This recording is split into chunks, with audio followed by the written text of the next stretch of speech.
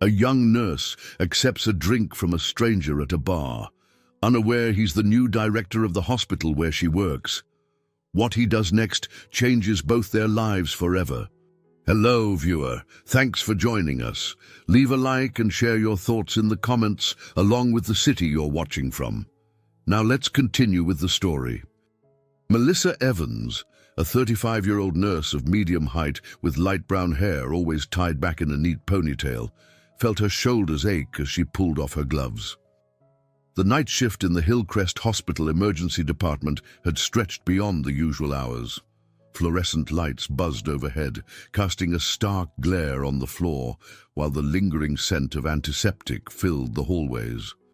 She exhaled slowly, recalling the day's most challenging patient, an elderly gentleman with heart complications who needed constant monitoring and gentle reassurance.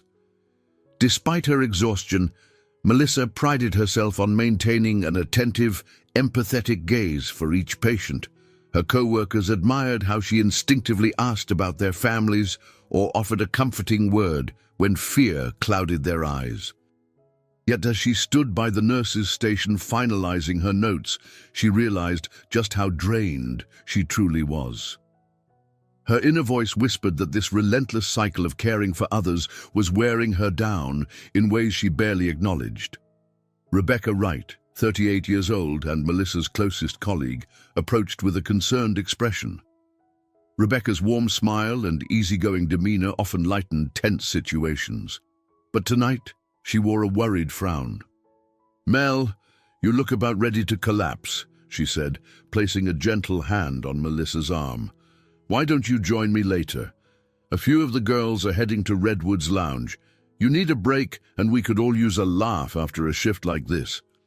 Melissa hesitated, tugging at the lanyard around her neck. There was a tug-of-war inside her, a pull between wanting to disappear into a quiet evening at home and the guilt of refusing an invitation that might lift her spirits. She gave Rebecca an apologetic shrug. "I don't know. I've got that stack of continuing education files at home, and I'm beyond tired." Rebecca shook her head. "Those files can wait. It's not a sin to take care of yourself, you know. Just think about it. You deserve a chance to unwind." Nodding, Melissa moved to the staff locker room, where rows of metal lockers and the sharp smell of antiseptic soap reinforced the reality of her life. The hum of the overhead lighting in the cramped space felt almost accusatory.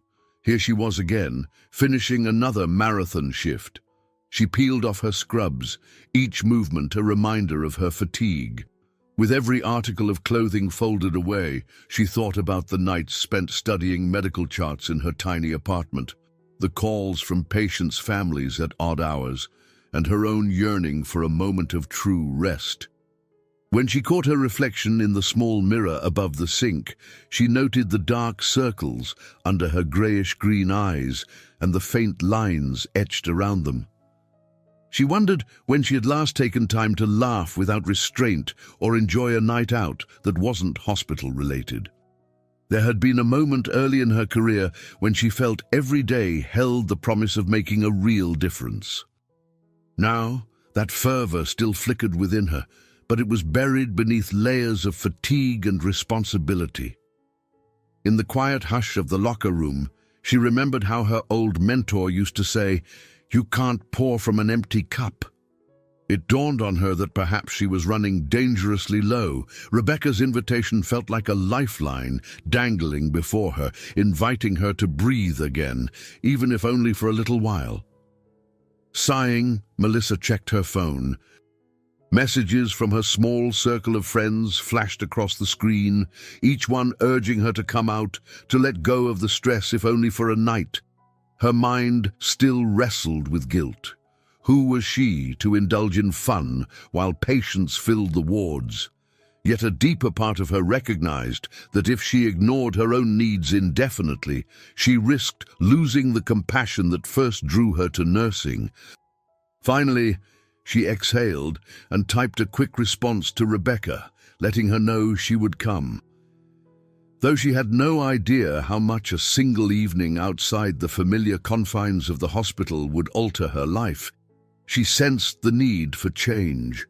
With her white nurse's jacket folded carefully in her locker, Melissa closed the metal door, determined to reclaim a small slice of herself before stepping back into the chaos of another day.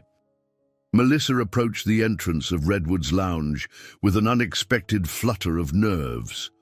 The wooden sign above the door, softly illuminated by fairy lights, gave the bar a homey, rustic feel against the backdrop of the bustling city street. An autumn chill whispered through the air, making her pull her coat tighter around her shoulders. She paused briefly, wondering if she should turn back and retreat to the comfort of her apartment. But the fatigue in her bones and the echo of Rebecca's encouragement propelled her forward. Inside, warm light and the hum of conversation welcomed her. A subtle aroma of fried appetizers and a distant hint of whiskey drifted through the air. Melissa spotted Rebecca at a corner table, laughing with two other nurses. Catching sight of her, Rebecca stood and waved enthusiastically, beckoning Melissa over. "See, you made it," Rebecca exclaimed as Melissa joined them. The other two nurses, Tanya and Nicole, greeted her with cheerful hellos and scooted over to make room. Melissa felt a wave of relief. She hadn't been out with friends in months, and the novelty of doing something purely for fun felt almost foreign. They ordered a round of drinks, and Melissa started with something mild, a soft blush wine that she could sip slowly.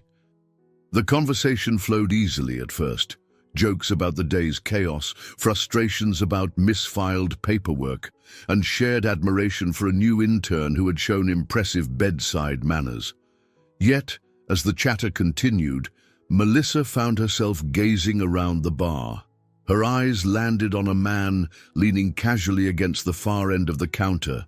He looked to be in his early 40s, with dark hair neatly combed and a tailored jacket that set him apart from the rowdier patrons. Though he seemed reserved, there was something compelling about his presence. For a fleeting moment, their eyes met from across the room. Melissa quickly turned her attention back to her group, her cheeks warming from more than just the wine. Tanya nudged her playfully. "I saw that," she teased in a low voice, "checking out the tall, dark, and handsome one at the bar, huh?" Melissa waved dismissively, yet couldn't deny the spark of curiosity.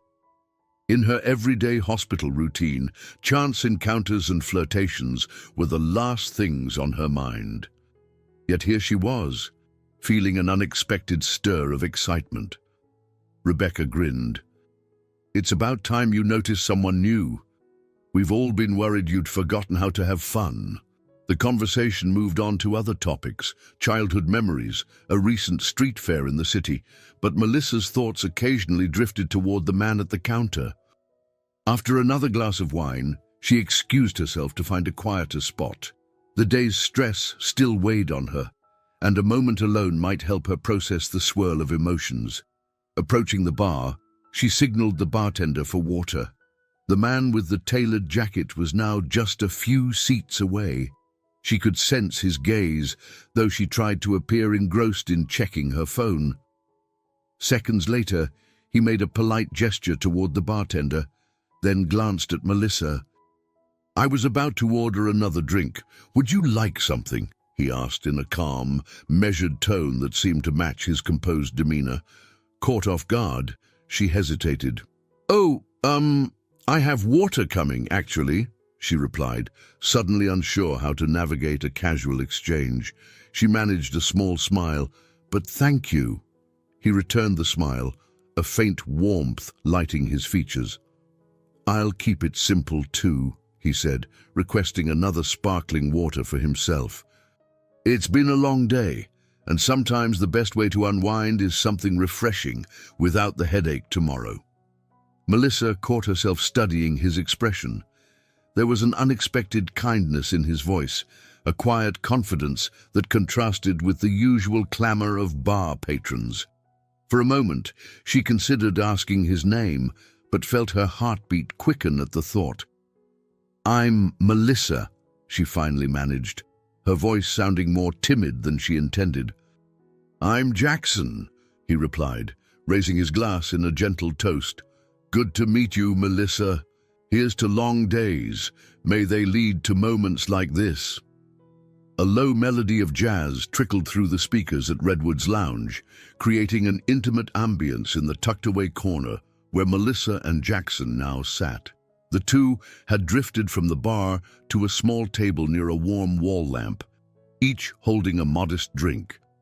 Despite the bustle of conversations around them, their little enclave felt private, as if time momentarily slowed in that soft, golden light. "So you work in healthcare?" Jackson asked, sipping his sparkling water.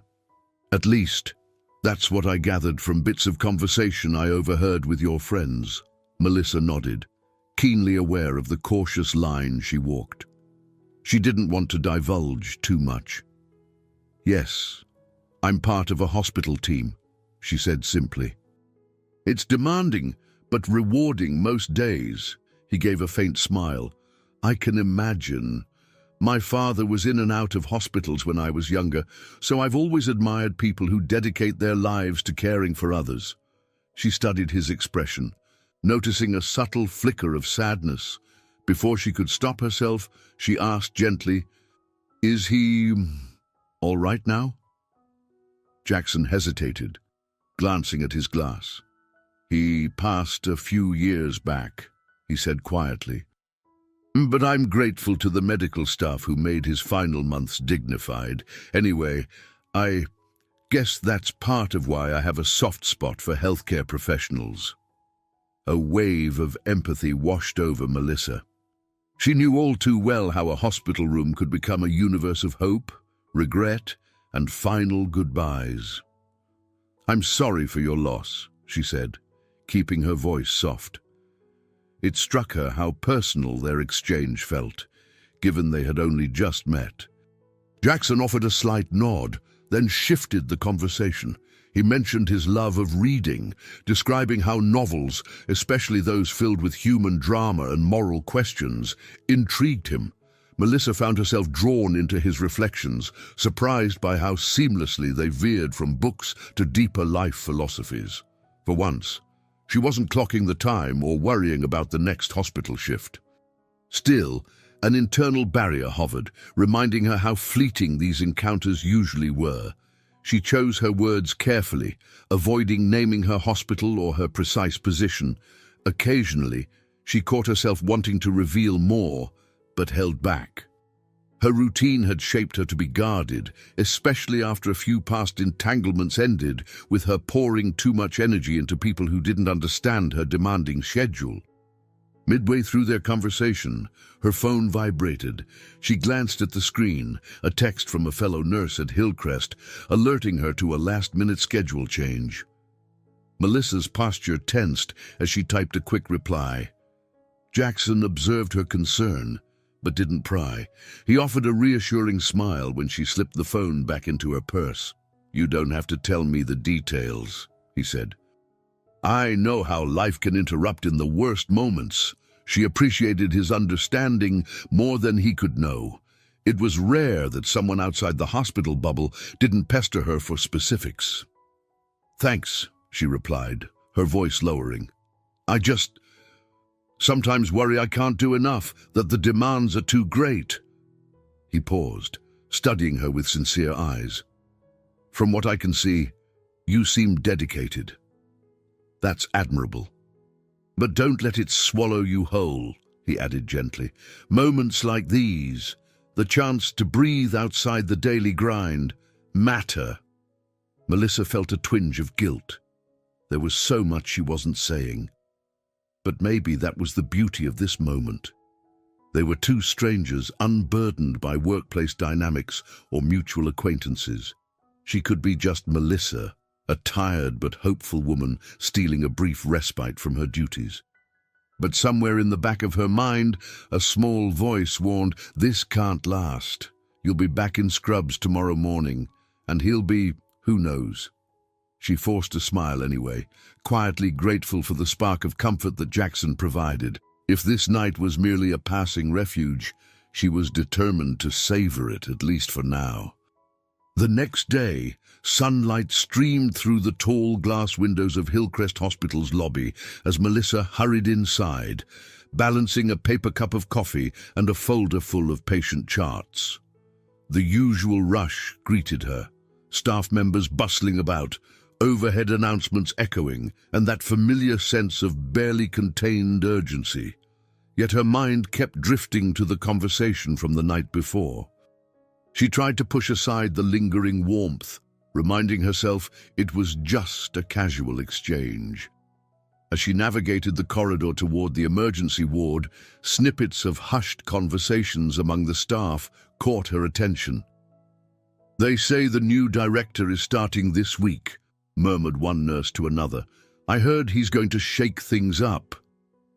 Melissa paused, a sudden prickle of curiosity drawing her in. In the staff break room, she found Rebecca standing by the counter, scrolling through messages on her phone. "Hey," Melissa greeted, setting down her coffee. "What's all this talk about a new director? We barely had time to adjust to the last changes." Rebecca looked up, her expression a mix of concern and intrigue. "Yeah, apparently the old director stepped down abruptly after some management issues. Rumor is the hospital board brought in someone from outside to rework our entire operational structure." She lowered her voice. "I also heard he's very hands-on. People are anxious about possible budget cuts or departmental overhauls." Melissa felt a pang of unease. She loved her patients and her role, but Hillcrest had seen too many administrative shake-ups lately. "Did they say anything else about him?" Rebecca shook her head. "Only bits and pieces. Some claim he has a great track record in hospital administration. Others think he might be strict. No one's entirely sure yet. But there's a staff-wide meeting next week, so we'll find out soon enough." She offered a comforting smile. "Try not to worry too much. You're one of the best nurses here. They'd be foolish to mess with that." Her friend's confidence was reassuring, but Melissa couldn't ignore an odd twist of apprehension in her stomach. She returned to her duties, checking on patients, administering medications, and updating charts. Yet every so often, the thought of a new leader at Hillcrest bubbled to the surface. Could changes be beneficial, or would they disrupt her already delicate balance? Later, while she organized supplies in a storage closet, she remembered her encounter with Jackson. She replayed the ease of their conversation and the subtle empathy in his gaze. For a moment, she allowed herself a private smile. In a sea of medical crises and administrative rumors, the memory of that brief connection felt like a small beacon of light. As the afternoon pressed on, Rebecca found her again, leaning against the doorframe of the closet. "I just peeked into the administration hall. There's a man in a suit talking with some board members.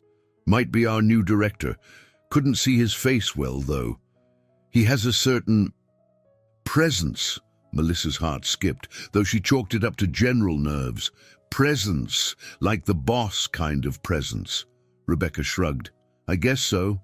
He looked confident, but maybe that's just the standard look for a hospital director." She frowned slightly. "He kind of reminded me of the guy you chatted with last night. Well-dressed, reserved, but I'm sure it's just a coincidence." Melissa forced a laugh, dismissing the notion. "Totally random," she said, though a faint anxiety flickered inside her. The thought of Jackson being anywhere near Hillcrest seemed impossible. He never mentioned working in healthcare, after all.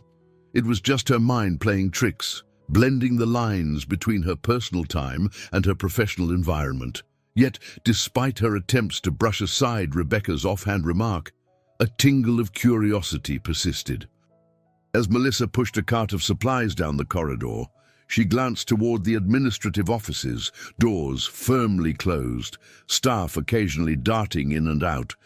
She felt that something was stirring behind those walls. The possibility that new leadership could alter her routine, for better or worse, weighed on her. Unknowingly, it echoed the uncertainty she felt after meeting Jackson. Small changes were rippling through her life, and she sensed the real impact hadn't even begun. Over the following days, a heightened buzz settled over Hillcrest Hospital. Flyers posted in the main hallway announced a formal orientation meeting with the incoming director. The date and time, circled in bold print, seemed to command everyone's attention. Melissa noticed the uneasy tension among staff who feared departmental cuts or stricter policies. Yet she also felt a quiet spark of hope. Sometimes fresh leadership brought improvements, new equipment, better schedules, or an uplifting sense of direction. Early one morning, Melissa arrived before her shift to check on patient files she had been asked to organize. She was meticulous, wanting to demonstrate her commitment to the nursing team's efficiency. In the back of her mind, she couldn't deny a small desire to stand out positively, to assure anyone in a managerial role that her unit was in good hands. Rebecca joined her, yawning and clutching a mug of strong black coffee. "I see you've decided to show off," she teased, motioning to the neatly labeled folders on the desk. "Someone's eager to impress the new boss." Melissa shrugged, smiling wryly. "Maybe I just don't want any negative surprises at the staff meeting." But the truth was deeper. After her recent realization that her life had become mechanical, she felt determined to reawaken her passion for healthcare. If a new director was going to push changes, she wanted to be part of the solution, not an anxious bystander. "Have you heard any more rumors?" Melissa asked softly, noticing another nurse pass by with a wary glance. Rebecca shook her head. "Not really, aside from the usual speculation that we might see reorganization of certain wings, especially pediatrics or the surgical unit. Some folks say he's a visionary, others say he's tough. No actual confirmation on which is true." They moved to a small meeting room for a pre-shift huddle with the rest of the nursing staff. The conversation turned to strategies for handling patient overflow, tips on comforting worried families, and updates on new protocols. Melissa took notes diligently, keenly aware that each improvement she helped implement would reflect well when the new director assessed their performance. A sense of determination settled in her chest. This was her moment to prove what she could do, not just to management but to herself. Ever since she had allowed herself that single night of relief at Redwood's Lounge, she'd felt more alive, like a door had opened, letting in both fresh air and a small risk. She wanted to step through that door in every aspect of her life, not merely in fleeting social encounters. Walking back through the corridor, she glanced at her phone and paused at a message from Tanya, one of the nurses from the bar outing. "Heard the new director visits each department in person. Don't be surprised if you run into him soon."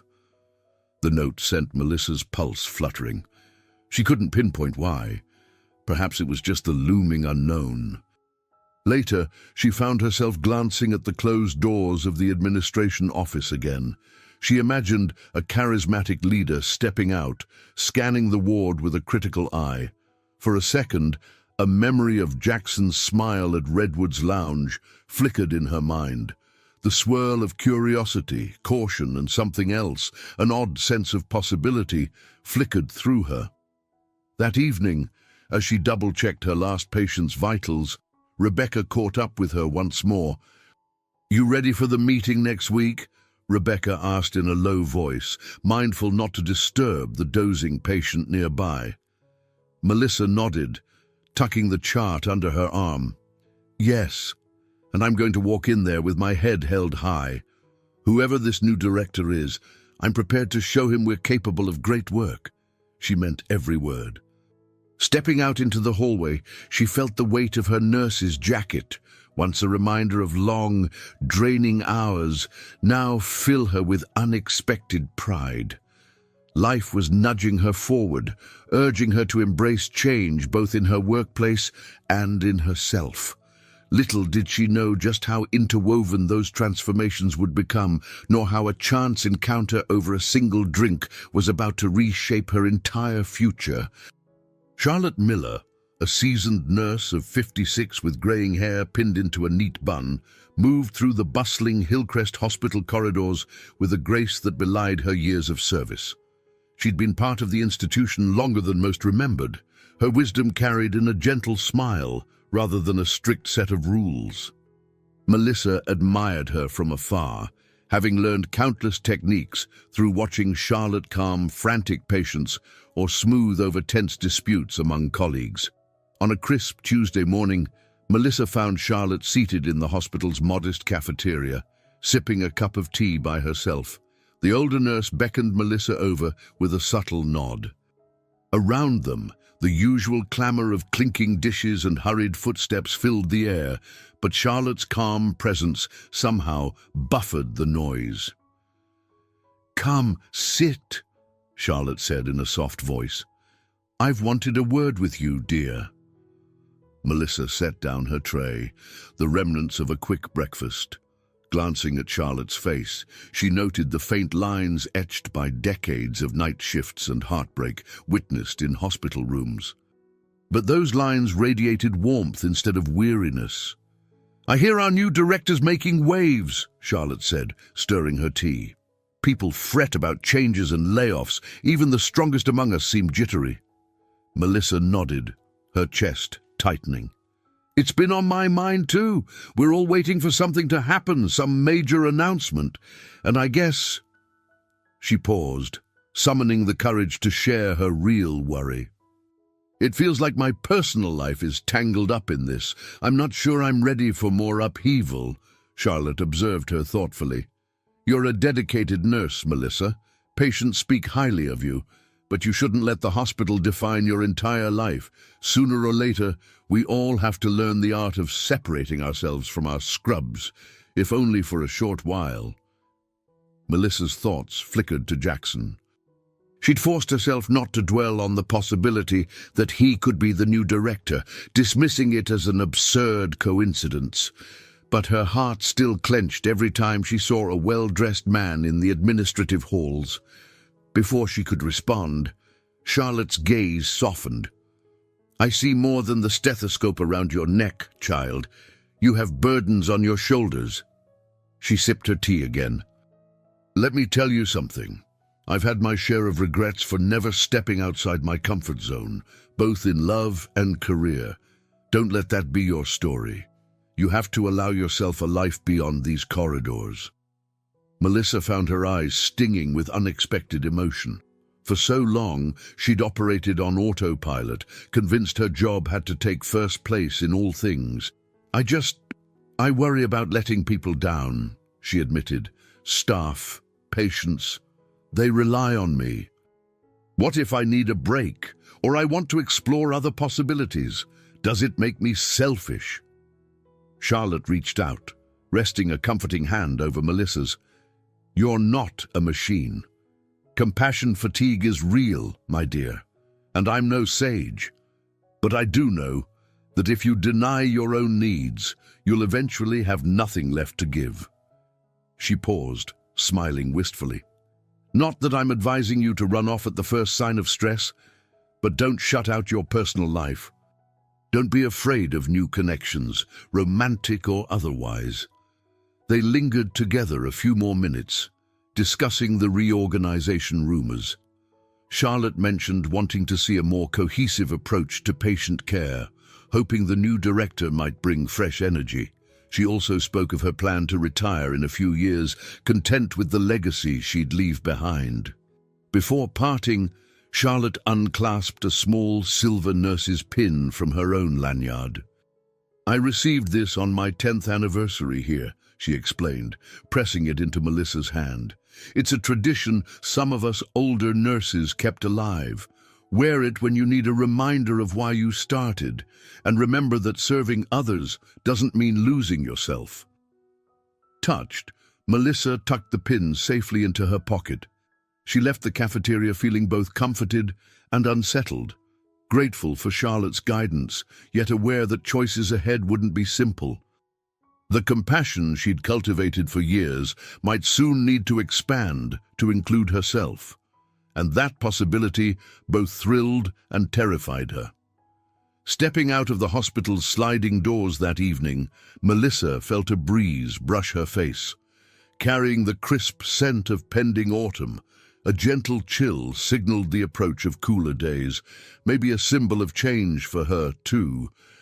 She had Charlotte's nurse's pin tucked safely in her pocket, a tangible reminder that she deserved room to breathe. Once home, she flicked on the living room lamp, revealing her small but cozy apartment. The walls bore framed photos of friends, her late grandmother, and a few from her college graduation. But there were also bits of her past that she'd never fully let go. A dusty box of letters from a past boyfriend who had criticized her overcommitment to work. Old planners filled with scribbled notes of continuing education courses she never had time to finish, and a stack of postcards she'd once collected, fantasizing about traveling the country. She felt an impulsive need to confront these remnants. First, she rummaged through the letters, each filled with criticisms veiled as concern, accusations that she was too tired for a real relationship or too buried in her job to have a life. Bitterness rose in her throat, but she also recognized a kernel of truth. She had indeed poured herself so deeply into work that she'd neglected other parts of her life. Letting out a shaky breath, she tore the letters in half, discarding them in a small wastebasket. Next came the postcards, each representing a place she'd dreamed of visiting: small towns in Vermont, the expansive deserts of Arizona. She stacked them carefully, setting them aside with a new resolve. Maybe she couldn't travel right away, but she wouldn't keep them hidden anymore. Finally, Melissa retrieved those abandoned course notes and gave them a once-over. The scribbles about advanced pediatric care and holistic patient approaches reminded her that her passion for nursing had never been limited to survival shifts. She'd once aimed to grow, innovate, and perhaps even mentor others. She gently placed the notes in a fresh folder, determined to revisit them soon. The silence of the apartment pressed in, magnifying the significance of what she was doing. Her life for the past decade had revolved around ward schedules, weekend shifts, and frantic nights. On rare occasions, she'd muster the energy to socialize, but always with the sense that she was sneaking away from duty. Charlotte's words echoed, "Don't let that be your story. You have to allow yourself a life outside these corridors." She picked up the phone to call Rebecca. Her friend answered with her usual cheery tone, asking if everything was all right. Melissa confessed that she was in the midst of a mini-purge, throwing out items that no longer served her, holding on only to what might still guide her future. "That sounds healthy, Mel," Rebecca said, the warmth palpable in her voice. "Letting go can be liberating. We carry so much guilt as healthcare workers. It's like we believe we should be on duty every moment, even in our personal lives." Melissa nodded, even though Rebecca couldn't see her. "I'm just afraid that I'm making promises to myself I won't keep," she admitted. "I want to be open to new possibilities, but what if I fail again?" Rebecca let out a sympathetic laugh. "You won't know unless you try. I've been thinking of enrolling in a course to further specialize. Maybe we can both do something fresh together." Just imagine, two unstoppable nurses who finally learn to prioritize ourselves once in a while. After hanging up, Melissa turned to the mirror hanging by her hallway. Her reflection looked tired, yet more peaceful than it had in recent memory. The crumpled papers in the wastebasket felt like a farewell to a chapter marked by stagnation. Slipping Charlotte's pin onto a small keepsake board by her dresser, she resolved to keep forging ahead. Tomorrow, she'd face whatever the hospital had in store for her, and she'd do it with a determination that was no longer burdened by old regrets. The day of the long-awaited staff meeting arrived. Hillcrest Hospital's main auditorium crackled with anticipation. Nurses and doctors filtered into rows of padded chairs, conversations hushed and anxious. A projector stood at the front, loaded with slides detailing upcoming changes, while hospital board members lined one side, ready to introduce the new director. Melissa found a seat near Rebecca in the third row, her stomach fluttering in an unsettling mix of curiosity and apprehension. The lights dimmed. A board member stepped forward, cleared his throat, and began a dry preamble about Hillcrest's legacy of patient-centered care. Melissa resisted the urge to fidget, searching the stage for the silhouette of a person she half-dreaded meeting. The next speaker, a senior board official, then said, "It's our pleasure to introduce you to our newly appointed director, Mr. Jackson Green." A wave of quiet murmurs rippled through the crowd. Melissa's heart pounded. Jackson Green. The name struck her like a bolt of lightning. Her mind raced back to Redwood's lounge. The thoughtful man in a tailored jacket, the soft cadence of his voice, the easy rapport they'd shared. A swirl of shock and confusion clogged her thoughts. When Jackson stepped up to the podium, the spotlight revealing his composed features, she felt heat crawl up her neck. Gone was the casual jacket he'd worn that night. In its place was a crisp charcoal suit, his demeanor confident yet carrying the same gentle countenance she remembered. Their eyes briefly met, and she recognized the flash of surprise in his as well. He paused, scanning the audience before speaking. "Thank you for the warm welcome," Jackson began, voice echoing through the auditorium. "I'm honored to join the Hillcrest family. Hospitals have always been more than just workplaces for me. They're places of compassion, innovation, and hope. My goal here is to elevate that mission." Melissa swallowed hard. The man she'd shared a personal conversation with, the one she'd wondered about since was now her boss. Her cheeks flushed as she recalled confiding bits of her life to him in that bar. Yet, beneath the shock, a flicker of intrigue persisted. Rebecca leaned in, whispering, "Oh my goodness, Mel, isn't that—" Melissa pressed her lips together, giving the slightest nod she'd have to process later. For now, she forced herself to absorb Jackson's presentation. He discussed upcoming improvements, optimizing patient flow in the ER, budgeting for new pediatric equipment, and creating staff development programs. Each point was delivered with clarity, and a few staff members even nodded in cautious approval. Throughout the address, Melissa tried to keep her expression neutral, but she couldn't shake the memory of how Jackson had asked about her job, how he'd thanked her for her dedication. Had he known even then who she was? Or was their meeting truly accidental? When Jackson finished, polite applause filled the room. There was a reserved atmosphere. Hospital personnel rarely embraced change without a dose of skepticism. The board members thanked everyone and dismissed the gathering, instructing staff to return to their departments. As people rose from their seats, Jackson made his way off stage to greet pockets of department heads. Melissa saw him glance her way. Their gazes locked momentarily. She looked down, her heart hammering, unsure whether she should stay and speak to him or slip away unnoticed. Rebecca nudged Melissa gently. "You should probably say hi. Otherwise, it's going to be awkward in the halls." Melissa drew a shaky breath. She felt torn between her professional obligations and the lingering warmth from that night. Deciding it was best to maintain composure, she turned toward Jackson's direction, only to find him already moving among the crowd, exchanging handshakes and quick introductions. If they spoke now, it would be brief and under watchful eyes. She wasn't sure she was ready for that. Her mind buzzed with questions. Could they possibly keep things strictly professional? What if colleagues discovered their chance encounter? And had that night truly been chance at all? The auditorium lights brightened, and she realized that from here on, her once ordinary work life would never be the same. For the next few days, a current of restless energy ran through the halls of Hillcrest.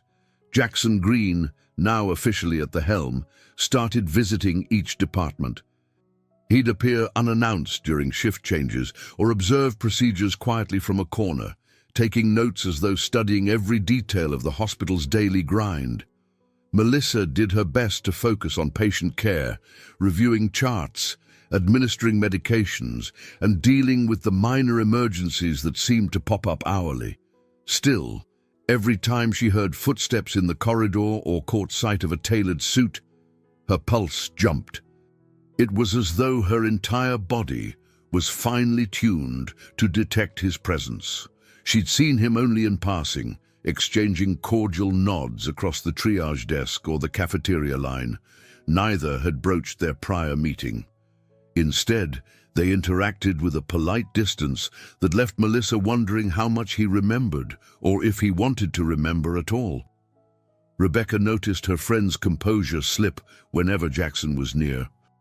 One afternoon, as they prepped supplies, she whispered, "Mel, you look like you've seen a ghost every time the new director comes around. You two have to talk eventually. Put it out in the open." Melissa, adjusting sterile bandages in a tray, murmured, "I know, but what am I supposed to say? Hey, remember the bar?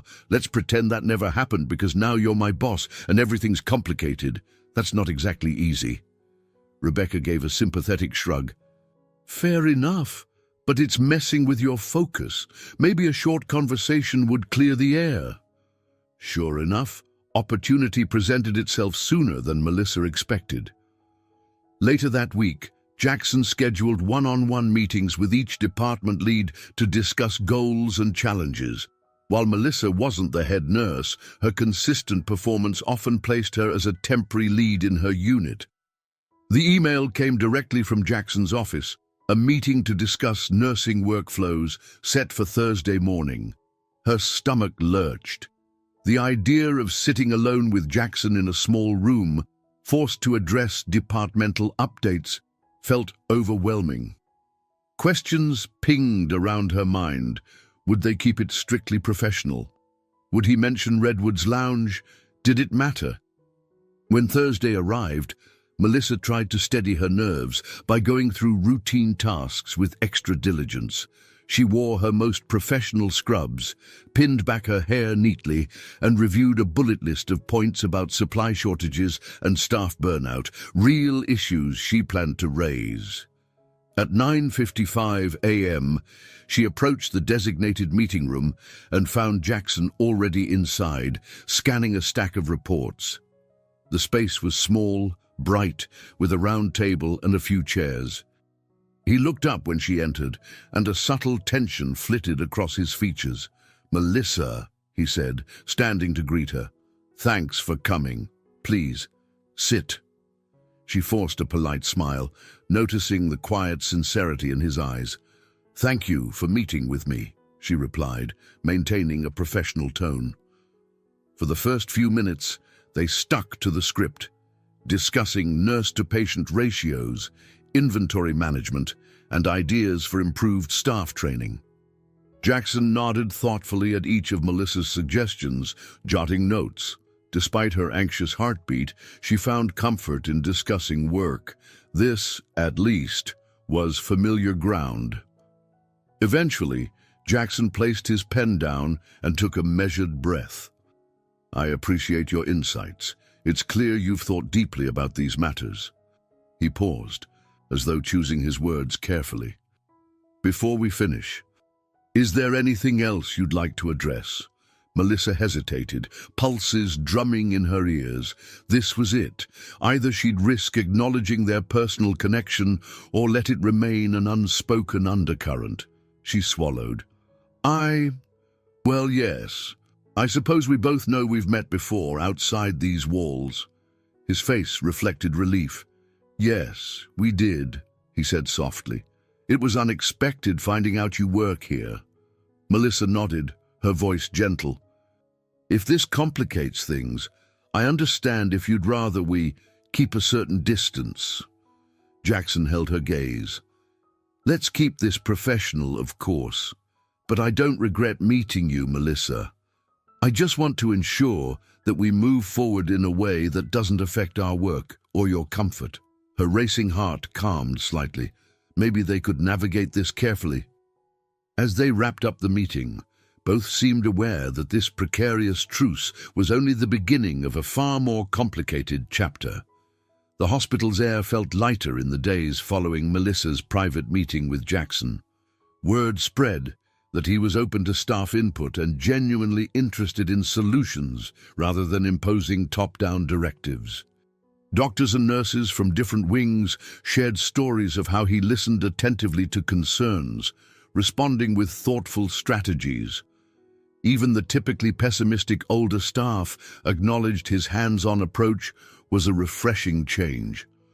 Melissa noticed this shift during a morning briefing where Dr. Patricia Morgan, a seasoned physician in her mid-40s, praised the new director's initiative to incorporate modern telehealth options for certain outpatient cases.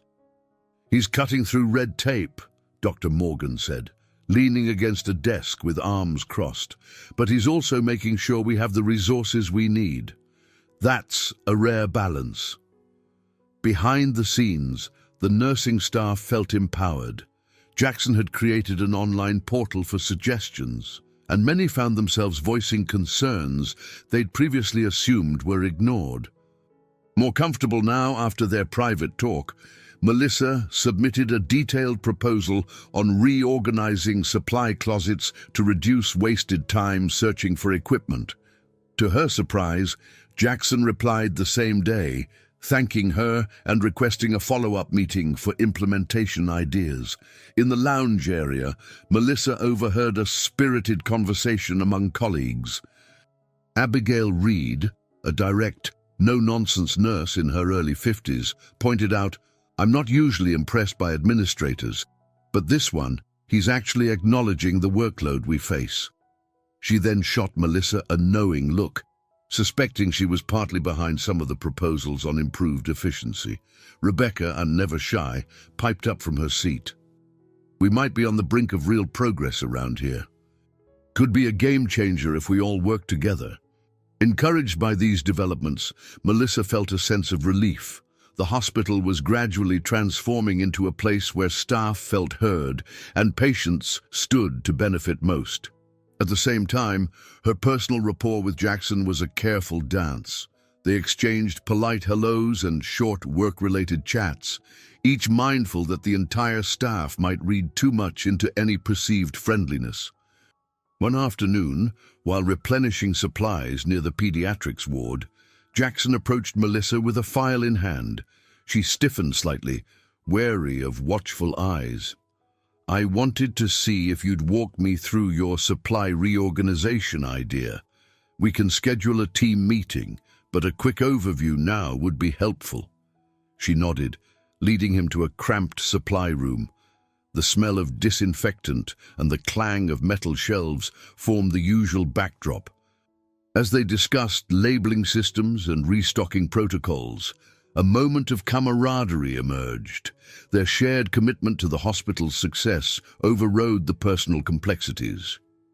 After a half hour, Jackson smiled, resting a hand on a shelf. "Your plan is excellent. Let's finalize a timeline for rolling it out. This could save the nurses a ton of frustration." Melissa felt a swell of pride. "Thank you. I've been wanting to tackle inefficiencies here for a while, just never had the right backing." They exchanged a look of genuine partnership. For a fleeting second, it seemed as though they might say more, acknowledge the connection neither could ignore. But the clatter of a wheeled cart in the hallway broke the moment. A young nursing assistant poked her head in, recognized the director, and quickly excused herself. Jackson cleared his throat, stepping back into a more formal stance. Outside the supply room, they found Rebecca waiting with a grin that suggested she suspected more than just talk of inventory. "Hey, I just wanted to confirm. Are we still on for that staff huddle this evening?" she asked Melissa, feigning innocence while eyeing Jackson. "Yes, we are," Jackson answered for Melissa, capturing Rebecca's playful expression. "Let's continue to share ideas that help everyone." With that, he strode away, file tucked under his arm. Rebecca raised a brow at Melissa, who simply shrugged, unsure how to articulate the complicated territory she was navigating. Still, a glimmer of optimism accompanied her every step. She had new allies now, Dr. Morgan, Abigail Reed, and Jackson himself, and the door to meaningful change felt wide open. Peace rarely settles for long in a busy hospital. Late one afternoon, an ear-splitting alarm blared through the corridors, signaling a multi-vehicle accident had led to multiple critical patients being rushed in. The emergency department braced for impact. Melissa, in the middle of finalizing reports on her computer, shot to her feet at the first announcement. Staff scrambled, pulling extra stretchers into triage and clearing space for incoming gurneys. Sirens outside the sliding doors seemed to merge into a single shrill tone. Within minutes, paramedics wheeled in patients with broken bones, head injuries, and open wounds. The emergency ward turned frantic, red lights flashing, the chatter of terrified families, doctors calling out orders. Though adrenaline spiked, Melissa shifted into her seasoned mode. She began triaging the injured, her voice calm but decisive. "We need immediate imaging for chest trauma in Bay 2, she instructed a fellow nurse. "Have the on-call surgeon check that patient with the abdominal wound." Across the chaos, she spotted Jackson observing, eyes sharp. He'd arrived to witness how staff managed crises, but it quickly became evident he'd offer hands-on help if needed. As the gravity of the situation intensified, he stepped in to support non-medical tasks, coordinating with social workers for family members, ensuring the pharmacy delivered necessary drugs to the ER. Melissa could barely catch a breath. One after another, patients filled every available bed. A teen with a broken femur cried out in pain. A middle-aged woman was unconscious with possible internal bleeding. The air smelled of antiseptic and fear, punctuated by the hum of monitors. Recalling Charlotte's advice, Melissa tried to harness her compassion without letting it paralyze her. Meanwhile, the staff struggled with limited resources. At one point, a frustrated nurse called out, "We're running short on IV stands and pressure cuffs." Another shouted, "We need more blankets. Patients are going into shock." Melissa's heart clenched. She locked eyes with Jackson, who immediately tapped at his phone, presumably alerting other departments to gather supplies. Together, they improvised as best they could, converting a storage alcove into a temporary triage spot. It felt like an unending wave of emergencies, testing everyone's stamina. After hours of controlled chaos, the surge began to subside. Some patients were stabilized, others transferred to surgical wards, and those less critically injured moved to observation rooms. Melissa's scrubs were damp with sweat, her hair disheveled from constant motion. She paused by the nurse's station, reviewing a final chart, when Jackson appeared at her side. "You did an incredible job out there," he said, voice low to avoid disturbing the dozing patient nearby. "Your coordination skills saved us precious minutes." Melissa gave a tired nod. "We all did our part. It was a team effort." His expression showed genuine appreciation. "I'm working on organizing a better emergency protocol, but seeing it firsthand, I realize there's so much more we can do to be prepared." Just then, a distressed family member approached, tears streaming. Melissa gently pulled away from Jackson and consoled the man, guiding him to a waiting area. Her empathy and calm demeanor shone through, and once she returned, Jackson placed a reassuring hand on her shoulder. "I can see why people trust you so much," he said simply.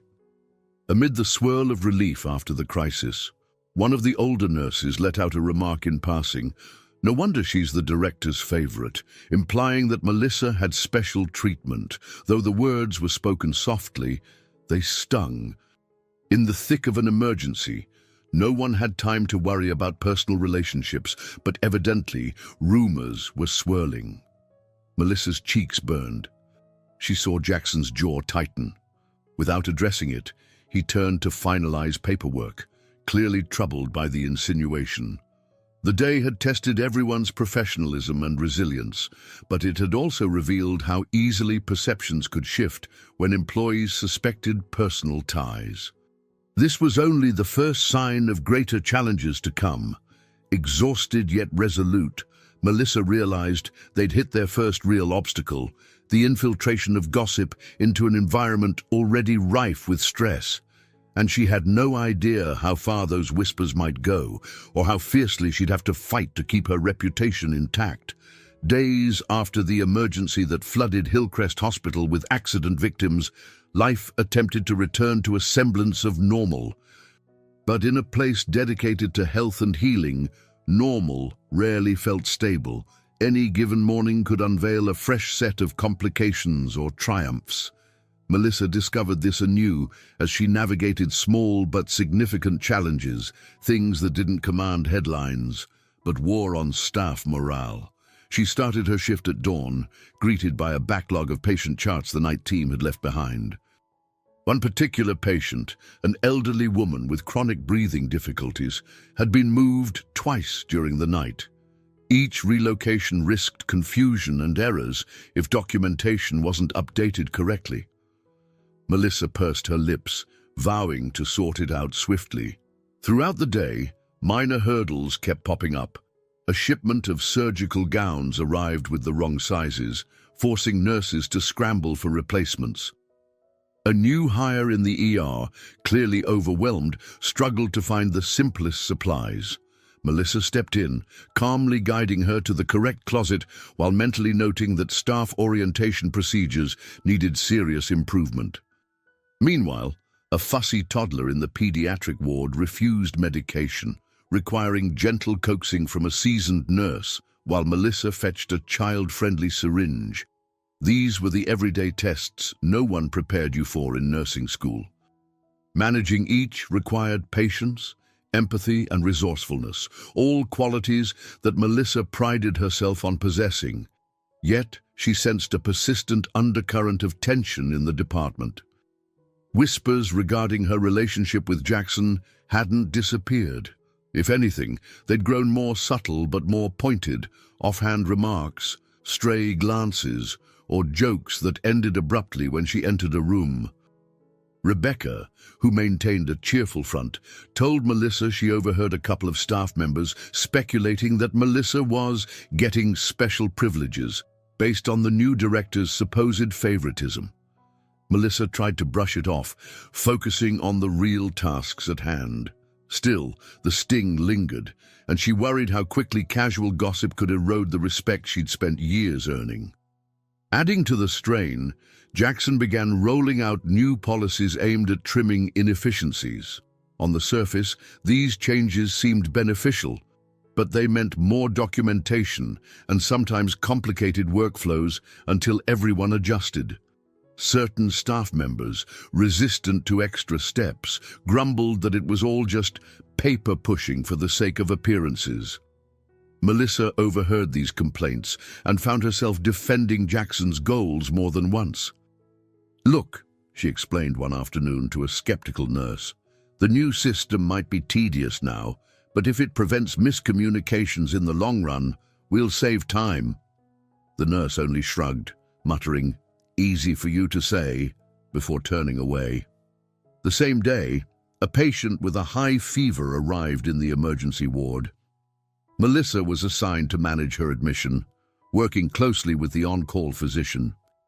As she double-checked the patient's vitals, Jackson appeared quietly observing. He offered a faint nod of encouragement from across the hall.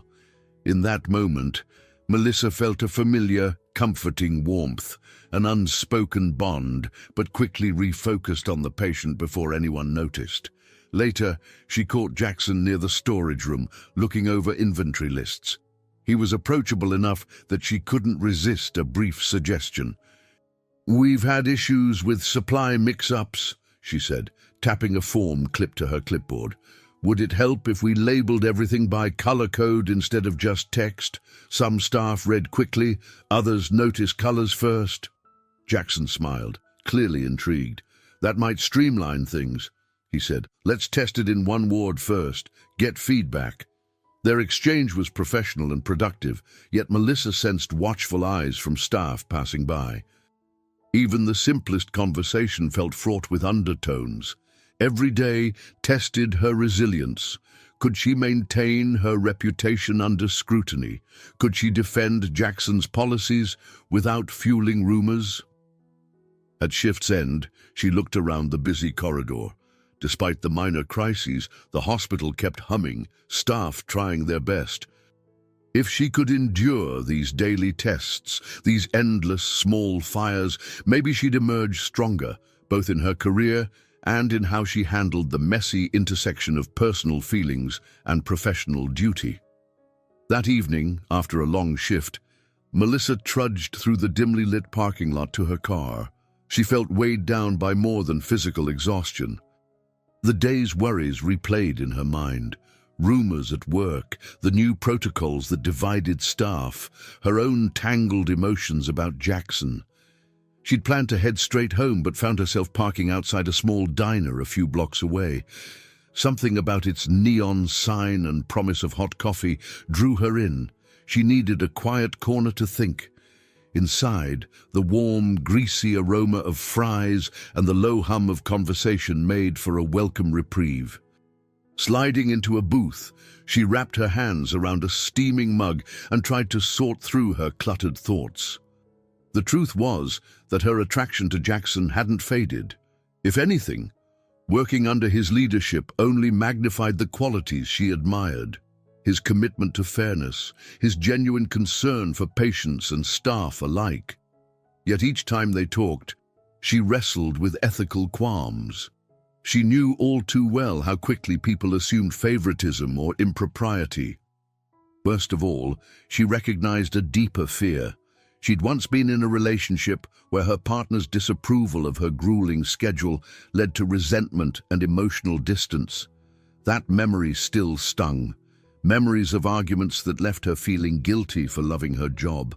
Now, with Jackson, she couldn't bear the thought of risking another heartbreak or sabotaging her reputation. Tapping her fingers on the booth's table, she recalled a conversation with Rebecca earlier that afternoon. Rebecca had cornered her in the break room, whispering, "Girl, these rumors, they're petty, but they could damage your standing. Maybe you should just address them head on." Melissa had sighed, admitting, "I'm afraid if I do, it'll only fan the flames." And part of me wonders if I should back off completely. From Jackson, I mean. She remembered Rebecca's gentle response. "Don't let fear make decisions for you. If there's something real between you two, you shouldn't have to hide or run from it." But fear was exactly what she felt. Staring into her half-finished coffee, she realized she needed clarity. Was a personal connection worth jeopardizing her career and peace of mind? Did Jackson share her anxieties about how others perceived them? In that moment, her phone buzzed. A message lit up the screen. "Hey, it's Jackson. Just wanted to check in after today's madness. Everything okay?" She stared at the words, her heart thumping. Even a brief text from him felt significant. She glanced around the diner, as if someone might be watching, though only a couple of strangers sat at the counter, absorbed in their own meals. Slowly, she typed back, "I'm all right, just decompressing at a diner. Long day for everyone, I guess." A reply came swiftly, "Definitely a long day. You holding up?" Melissa hesitated, her thumbs hovering over the screen. She considered a practical answer, something safe about being tired but fine. Instead, she found herself typing an admission she'd been holding in. "Honestly, it's been tough. Everything feels complicated. I'm worried about how people perceive us." Her phone remained silent for a minute. She sipped her cooling coffee, stomach twisting. When it finally buzzed, she felt a surge of nerves reading Jackson's response. "I understand. The tension at the hospital is overwhelming. Let's talk soon, in person. I want to figure out how to handle this properly." Swallowing hard, she dropped the phone in her lap. She couldn't ignore the relief coursing through her. Despite the discomfort of facing these truths, at least they weren't ignoring the situation. Yet, the thought of laying it all bare, her previous traumas, The swirling gossip made her stomach flip.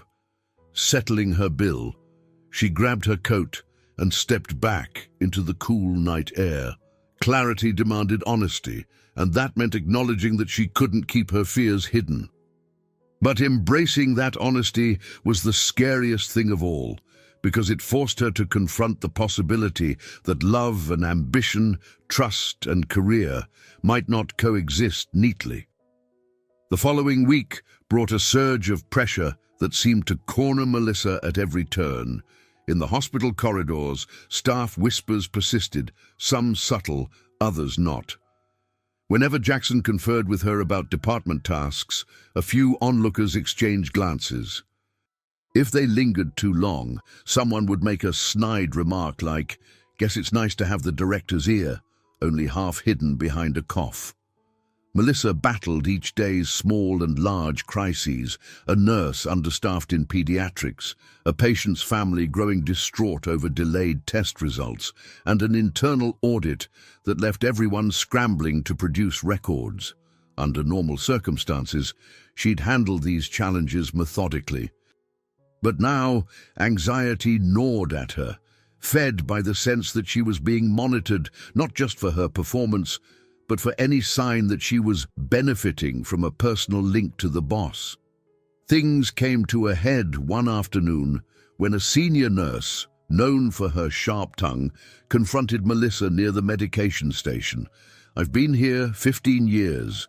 Now, all of a sudden, the new director steps in and we're juggling half-baked reforms," she said, voice dripping with bitterness. Her gaze flicked over Melissa's shoulder. "Funny how you got that new supply labeling system approved so fast. Some of us have been waiting ages for proposals to go anywhere." Melissa's cheeks burned. She kept her tone level. "That system was a joint effort, and we're testing it in just one wing right now. If it goes well, it'll benefit everyone, I promise." The nurse huffed. "Sure. Let's hope your close ties can help the rest of us too." Then she stalked off, leaving Melissa feeling as though the floor had shifted beneath her feet. That same day, Jackson emailed Melissa an invitation to meet about further improvements. Usually, she'd be eager to contribute, but the confrontation still stung. She agonized, worried that even a normal work appointment would further inflame gossip. When she finally entered Jackson's office, she found him behind a desk covered in papers, phone pressed to his ear. He motioned for her to sit. While she waited, she scanned the awards and certificates on the wall, proof of his accomplishments in hospital administration. After a curt phone goodbye, Jackson exhaled, rubbing his temples. "Sorry about that," he said. "We're negotiating new supplier contracts, never a smooth process." His eyes found Melissa. How are you holding up? You look tense." Melissa drew a breath, gathering courage. "Jackson, the rumors aren't going away. In fact, they're getting worse. People are acting like I have some golden pass to push ideas through, or that we have an inappropriate relationship." She swallowed. "I feel cornered, like any move I make is scrutinized." Concern etched into his features. "I've picked up on it too. I'm trying to focus on the bigger picture, but I don't want you feeling targeted. I had hoped the staff would embrace good changes without fixating on us personally." She leaned forward, her voice dropping to an urgent whisper. "What if we tried to keep our distance until the dust settles? If I step back from some of these discussions, maybe the rumors will fade." He frowned. "But I need your insights, Melissa. You're one of the best nurses here. These reforms stand a better chance with your input." He hesitated, then added quietly, "And we still haven't really talked about what we mean to each other. Ignoring that won't make it disappear." Her eyes locked with his, the pull between them undeniable, yet fear overshadowed everything. "I'm terrified," she admitted. "If we cross a line, I could lose more than just professional standing. I could lose the respect of everyone I've worked with." Jackson looked torn, a profound conflict in his eyes. Let's think this through carefully. We don't have to have all the answers right now. But the conversation only underscored their predicament. Balancing professional demands and personal feelings in a climate that felt hostile. Stepping out of his office, Melissa realized her worry was morphing into dread. The corridors suddenly felt claustrophobic, as though each step offered no escape from the crossfire of judgment. She wondered if there truly was a way out, or if they were both trapped by the very place they hoped to improve. Melissa's internal turmoil finally pushed her to act. After nights of staring at her ceiling, replaying each pointed comment, she concluded that maintaining a tense, unresolved situation was harming both her job satisfaction and her emotional well-being. There had to be a way to address her dilemma without letting rumors run rampant. Early in the week, she spotted Jackson in one of the hospital's smaller conference rooms, poring over budget spreadsheets. His suit jacket hung neatly on the back of his chair, and he looked up, surprise flashing across his face as Melissa entered. "Melissa," he greeted, setting aside his papers. "Is everything okay?" She closed the door, resolve tightening her posture. "I think we need to talk properly." He nodded, concern and anticipation mingling. "Of course, go ahead." Melissa inhaled. "I can't keep doing this halfway, Jackson. It's affecting my focus, and these rumors, they're suffocating. If we don't define our stance, the hospital grapevine will define it for us." He ran a hand through his dark hair, clearly grappling with the weight of her words. "So what do you propose?" Pausing, she released a quivering breath. "An honest conversation with HR or with a higher-up about boundaries and policies. We let them know there's a personal connection, but assure them we're maintaining professional ethics. This is bigger than us. It's about transparency. If we hide, it looks suspicious. If we're open and professional, maybe they can't throw it back in our faces." Jackson leaned back in his chair, eyes scanning her face. "That's a big step, formalizing it. You realize it might draw even more attention at first." She nodded. "I do, but at least we won't be tiptoeing around, and if the administration is informed, they can't claim we're being deceitful or violating policy." He tapped his pen against the table, mulling the idea. "I've always believed in dealing with issues head-on, but I'm worried about the toll it could take on you. You've worked so hard to earn respect here." "Confrontation might get ugly." Melissa's voice steadied. "I've considered that. I'd rather face it than let gossip keep eroding what I've built, or sabotage something that could be meaningful between us." For a moment, neither spoke. Then, Jackson stood and walked around the table, stopping beside her. "Melissa, I respect your courage. You have a point. No policy disallows colleagues from a personal relationship, as long as it's not influencing professional decisions. Being transparent might be the best way to prove we're not crossing lines." A shaky smile curved her lips. She hadn't known just how much she needed his validation until that instant. "So, we'll do this together. Talk to HR or the board. Whoever needs to know." He nodded, placing a gentle hand on her shoulder. "Yes, but let's be strategic about how. We need to prepare documentation that shows no favoritism in your role, your performance evaluations, anything that might be misconstrued." Her heart pounded. This was the biggest risk she'd ever taken, yet the sense of relief was immediate. "All right," she murmured, meeting his gaze. "Let's figure out the details." After hashing out an initial plan, they agreed to schedule a meeting with HR, hoping to keep the circle small at first. Jackson squeezed her hand briefly before she left, whispering, "I believe in you," with an earnestness that made her chest tighten. Exiting the room, Melissa almost collided with Charlotte, who raised a curious eyebrow at the sight of Melissa stepping out of a closed-door discussion with the director. Melissa offered a flustered greeting. Charlotte's eyes sparkled in quiet understanding, though she didn't pry. "Things all right?" she asked gently.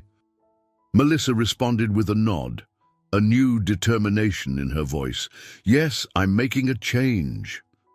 While not every colleague would welcome the plan, it was a bold move she felt compelled to make. If it demanded scrutiny, so be it.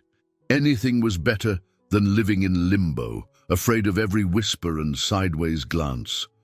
And a small thrill ran through her at the thought that maybe, just maybe, she was choosing herself and her future for the first time in a long while. Word of the upcoming HR meeting leaked sooner than they anticipated, stirring new waves of speculation. Some employees predicted a scandal, others shrugged, guessing it was just administrative housekeeping. Meanwhile, Melissa and Jackson tried to keep conversations calm and purposeful, finalizing the documentation that verified Melissa's work record, her impartial performance reviews, and the steps Jackson had taken to avoid conflicts of interest in their professional interactions. On the eve of the meeting, tension buzzed around them like static electricity. Rebecca cornered Melissa near the hospital's staff lounge, her expression half supportive, half anxious. "Are you sure this is the best course of action? I'm behind you all the way, but it's a high-stakes gamble." Melissa sighed, adjusting the stethoscope around her neck. "I know, Beck, but letting rumors fester is worse. This meeting won't magically fix things, but it's a step in the right direction. At least then, no one can say we were being dishonest." The lounge door swung open, and Dr. Morgan, head of the clinical unit, stepped inside. She caught wind of their exchange, offering a nod. "I respect the two of you for being forthright," she commented, setting down a stack of patient charts. "Administration might not be thrilled about personal entanglements, but honesty goes a long way in a place like this." Though heartened by Dr. Morgan's words, Melissa still felt her pulse race every time she imagined the meeting. She pictured stern faces at a conference table, pointed questions about her private life, and the possibility that HR might ask Jackson to recuse himself from direct oversight of her department. Could she handle that? More importantly, could her professional life flourish under that arrangement, or would colleagues still see favoritism, no matter the outcome? As if sensing her turmoil, Rebecca nudged her gently. "Take a deep breath. You've got this." Morning arrived in a blur. By 9 o'clock, Melissa stood outside the HR office, arms folded to keep her hands from shaking. Jackson joined her, posture composed, but eyes revealing a hint of nerves. "Ready?" he asked quietly. She nodded, not trusting herself to speak. Inside, a senior HR representative waited alongside a board liaison. The atmosphere was polite but formal, a rectangular table, a neat pitcher of water, and carefully set notepads. Jackson opened by explaining their intention to ensure transparency and address any potential conflicts between his role as director and her role as a dedicated nurse. He described the process they'd followed, documenting decisions to show that Melissa received no preferential treatment, clarifying lines of authority, and emphasizing the hospital's official policy. Melissa spoke next, voice trembling at first. She confirmed that, while they had a personal connection, she upheld every protocol with integrity. She also offered proof of successful team projects that predated Jackson's arrival, illustrating that her work ethic was nothing new. The HR official listened, occasionally scribbling notes. The board liaison asked pointed questions. When did this personal connection begin? How do you plan to maintain a professional boundary? Each query made Melissa's stomach tighten, but she answered as honestly as she could, describing her respect for the hospital's mission and her commitment to not letting personal matters bleed into patient care. Finally, the HR representative slid off her glasses. "We appreciate your candor. The board will review this, but given the documentation provided, there's no immediate evidence of misconduct." Our policy doesn't outright forbid personal relationships, but we do require that departmental oversight be structured in a way to avoid direct reporting lines that could be influenced. She paused, gazing at Jackson. Mr. Green, you might need to delegate certain supervisory tasks over Miss Evans to another administrator, at least formally. Jackson inclined his head. I'm prepared to do that if it helps maintain fairness. When the meeting adjourned, Melissa and Jackson stepped out, feeling cautiously optimistic. They'd laid their cards on the table, no longer weighed down by secrets. But as they returned to the corridors, Melissa could sense the next wave of reaction from staff. She was standing on a precipice, heart pounding, uncertain if they'd find acceptance or more backlash. Yet drowned for the first time in weeks, she felt a strange relief, like exhaling after holding her breath far too long. Melissa's footsteps echoed along the polished tile floor of Hillcrest's administrative wing. She clutched a file of updated staff reports, heart-pounding, as she prepared for a second meeting, this time with key members of the hospital council. Word had reached her that certain council members were displeased with the HR outcome, arguing that personal relationships at a high administrative level could harm the hospital's reputation. The weight of it all pressed on her like an invisible hand on her shoulders. Pausing outside the large conference room, she tried to steady her breath. Inside, she could hear low, serious voices. The council typically reserves such stern tones for discussions of budget crises or regulatory troubles.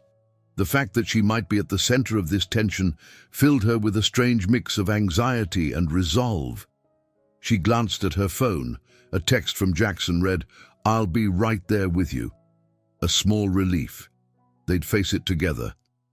After a terse knock, she entered. Around a long table sat 4 council members, each with a stack of papers and an air of authority. Jackson stood at one end, arms folded, eyes flicking to Melissa in silent solidarity.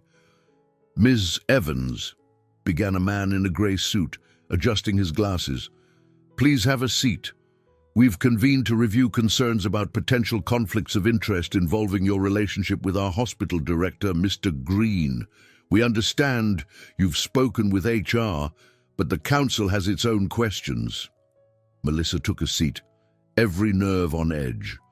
She handed over her file, detailing her recent job evaluations, her updated role assignment, and the distinct lines of supervision that Jackson had implemented so she no longer reported to him directly. Council member Randolph, a stern woman known for her rigorous standards, sighed as she flipped through the papers. "There's been talk that you received preferential scheduling or special resources for your ward projects. Can you address that?" Stealing her voice, Melissa explained that her scheduling still rotated with her team, and that the project improvements, including her color-coding system, were initiatives she had proposed long before Jackson's appointment. "You'll see," she said, pointing to an older timestamp. "These documents predate Mr. Green's arrival. After he came, he merely encouraged my existing ideas." The council members exchanged glances. One cleared his throat, leaning forward. "From a governance standpoint, we have to ensure patient care is not compromised and that staff morale isn't undermined by gossip or favoritism. This could become a legal liability if mishandled." Jackson, his voice calm but firm, spoke up. "I understand the council's concerns. That's why we fully disclosed everything to HR. I've recused myself from direct oversight of Ms. Evans, and our policies allow employees to maintain personal relationships as long as professional boundaries are intact. Our focus here should remain on delivering the best care for patients." A brief silence ensued. Melissa's pulse hammered in her ears. She sensed a tension filling the room, a clash between old guard caution and the possibility of a more flexible, transparent work culture. Finally, Council Member Randolph looked up again. We'll need to review these materials and discuss as a body. In the meantime, please continue your current arrangement. No further action will be taken until we deliberate." The meeting ended swiftly.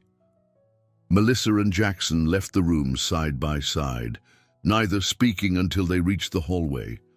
She let out a breath she didn't realize she was holding. "That felt like a trial," she muttered. Jackson's expression was grim. "They're worried about the hospital's image.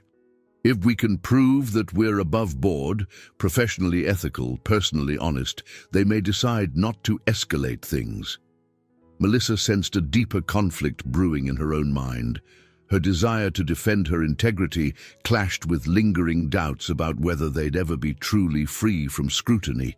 Holding the file close against her chest, she realized the real battle was internal, wrestling with the fear that her entire career could hinge on someone else's approval.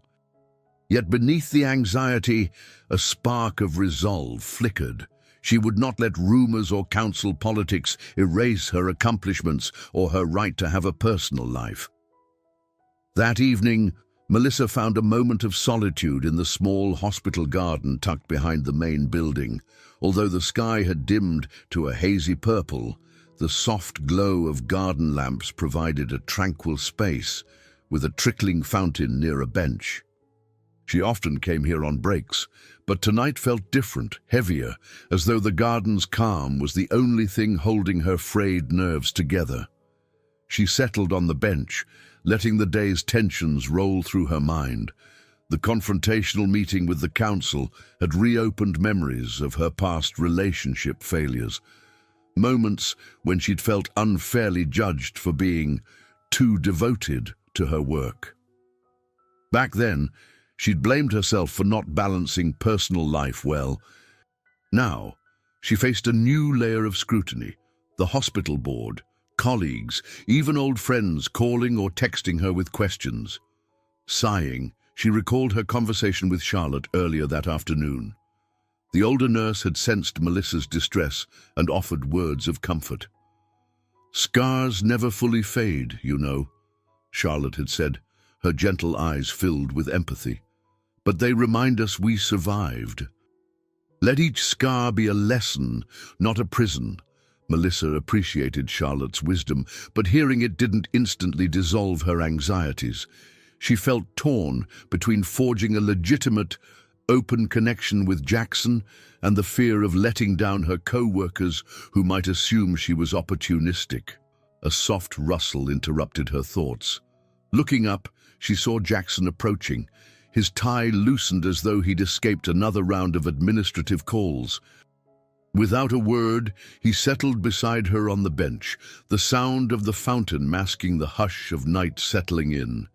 They sat for a moment, neither rushing to speak. Finally, Jackson glanced at her. "I'm sorry this has been so hard on you. I never intended to place you in such a difficult position. It's not your fault," Melissa replied quietly. "This is my choice, too. It's just the council, staff gossip, my own doubts. Sometimes it feels like I'm dragging old baggage into this." He nodded, understanding etched into his features. "Believe me, I carry my share of scars, too. Leaving my previous hospital was painful. Bureaucratic issues, conflicts I couldn't fix. That's partly why I came here, hoping for a fresh start." His voice wavered slightly. "Seeing you caught in the crossfire makes me question whether I made the right choice. But then I remember that night at Redwood's Lounge, how genuine it all felt. A small wave of relief washed over her that he too harbored such reflections and vulnerabilities. "It did feel genuine," she whispered, recalling the first moment they'd met. Both exhausted, neither realizing how fate was weaving their paths together. Jackson reached into his suit pocket and pulled out a piece of folded paper. "We got a letter from a patient you cared for, an older woman named Mrs. Larson. She wrote a thank you note praising your kindness and professionalism." He handed it over. "I thought you should see it." Melissa opened it under the dim garden light, heart warming as she read the woman's gratitude. Mrs. Larson specifically mentioned how Melissa's comforting presence had soothed her fears. "That's the real reason I'm here," Melissa said softly, looking up. "Helping people in their toughest hours. When I focus on that, the rest feels smaller." Jackson exhaled, his tone softer. "We can't let politics overshadow our purpose, and we can't let gossip define us." He paused, studying her face. "But if it ever becomes too much, promise me you'll say something. Don't shoulder it alone." Their hands brushed, an unplanned touch that sent a tiny jolt through her. She felt the weight of their shared history and the swirl of possibilities that lay ahead. In that quiet corner of the hospital garden, they reflected on the scars that shaped them. Perhaps those very scars would guide them toward a deeper empathy and determination, forging a bond that rumors and council disapproval could never truly sever. In the days following the tense council meeting, a surprising surge of support swept through Hillcrest Hospital. Melissa was astonished to see staff members, both senior and junior, subtly rallying to her side. It began with patient commendations trickling into the administrative office, praising the efficiency of the new procedures Melissa had championed. Then doctors in the pediatric ward expressed gratitude for how the color-coding system cut down their time hunting for supplies. One afternoon, while arranging charts at the nurses' station, Melissa found Rebecca waiting with a grin. "You won't believe this, but Dr. Morgan called me aside to say she's backing your proposals at the next departmental conference. She's convinced we've improved patient care already." Melissa's eyes widened. "Really? That's good news." Rebecca nodded eagerly, leaning in. "People realize how hard you've worked, long before Jackson came along. Some even think the council might be overreacting." In the lounge later, Charlotte beckoned Melissa over to show her a manila folder stuffed with printed emails, messages from staff praising the restructured workflows or celebrating improved patient outcomes. "We've got a real groundswell of positivity, dear," Charlotte said, eyes twinkling. "When the council meets again, they'll find it difficult to ignore the evidence." Encouraged, Melissa approached her next shifts with renewed vigor. For the first time in weeks, she felt lighter. Though not everyone was on board, there were still pockets of skepticism. She sensed momentum. Each day, she caught glimpses of Jackson working tirelessly in his office or conferring with teams, and she knew they were forging a path of real change despite the swirling controversies. That blossoming optimism was tested when, a few days later, a rumor circulated that the council was debating whether to propose Jackson's relocation to another hospital under the same network. If they couldn't force him to resign, they might at least remove him from Hillcrest. The notion hit Melissa with a jolt. The progress they'd made together could vanish if Jackson were transferred. Late that afternoon, she hurried to find him, eventually spotting him near the surgical ward, speaking with Dr. Morgan. The moment their conversation ended, she approached. "Is it true?" she asked bluntly. "They're talking about transferring you." Jackson's jaw tensed. "I've heard whispers, nothing official yet. But yes, it's a possibility. Some on the council think it's the cleanest solution, avoid scandal by placing me elsewhere." A wave of frustration welled up inside her. "That's not fair. You've improved so much here already." He gave a weary smile. "Things often aren't fair in administration. We can't let that fear paralyze us. If they see how beneficial our changes have been, how staff and patient satisfaction are going up, they might reconsider. We just need to present solid data." Melissa pressed her lips together, nodding. "We have the emails, the stats on workflow efficiency, patient testimonials. Maybe Dr. Morgan and a few department heads can help compile a formal report. I'll do what I can from the nursing side." They sprang into action.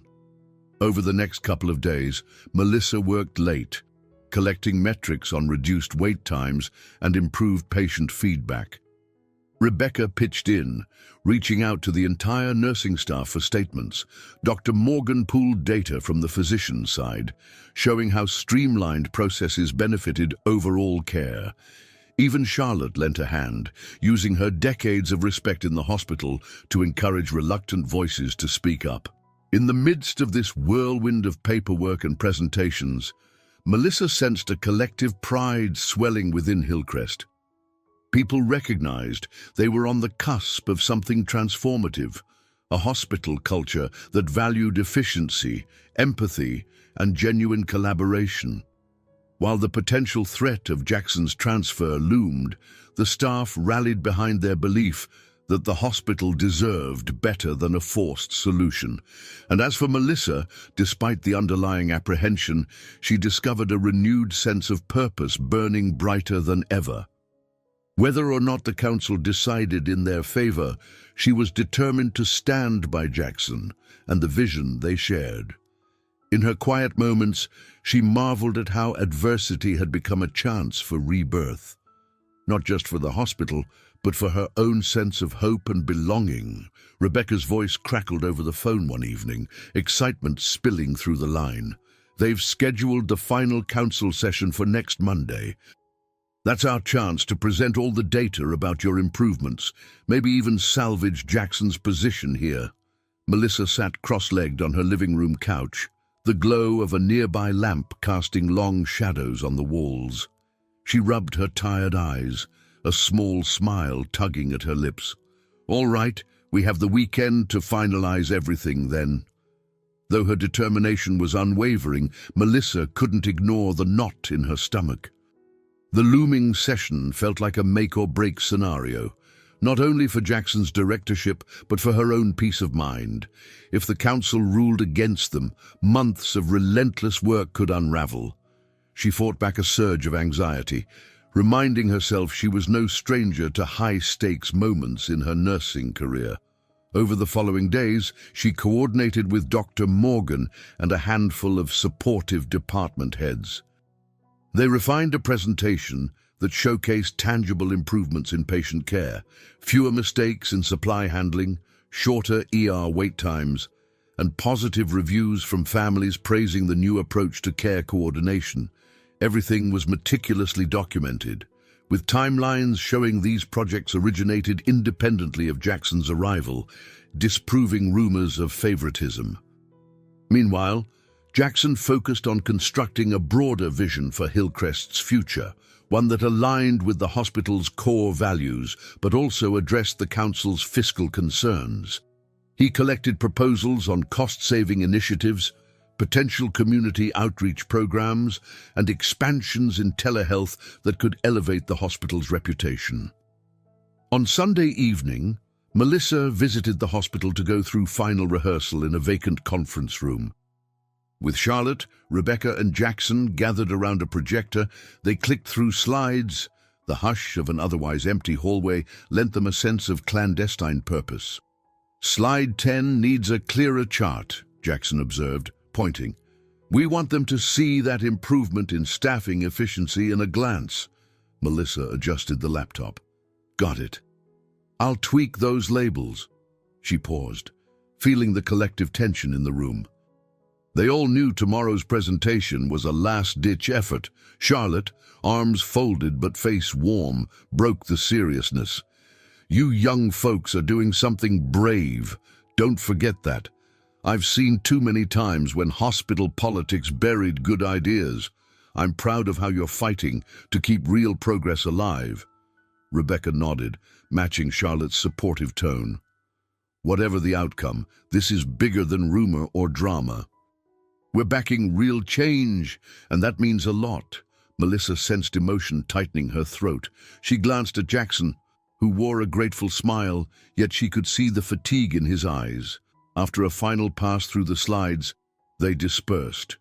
Before leaving, Jackson gently pulled Melissa aside, away from curious gazes. "I know it's been tough," he said quietly, "but no matter what happens, I appreciate how hard you've worked to defend not just me, but the entire nursing department's voice." Melissa inhaled, a swirl of emotions, affection, fear, pride, whirling inside. I believe in what we're doing here, and I don't want you to disappear from Hillcrest just because a few people misread our motives.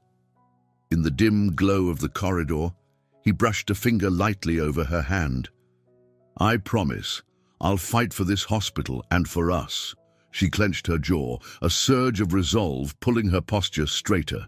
Then let's make tomorrow count. We'll show them the truth. Nodding, he turned to go, footsteps echoing in the quiet corridor. Melissa stood there a moment longer, letting her heart settle.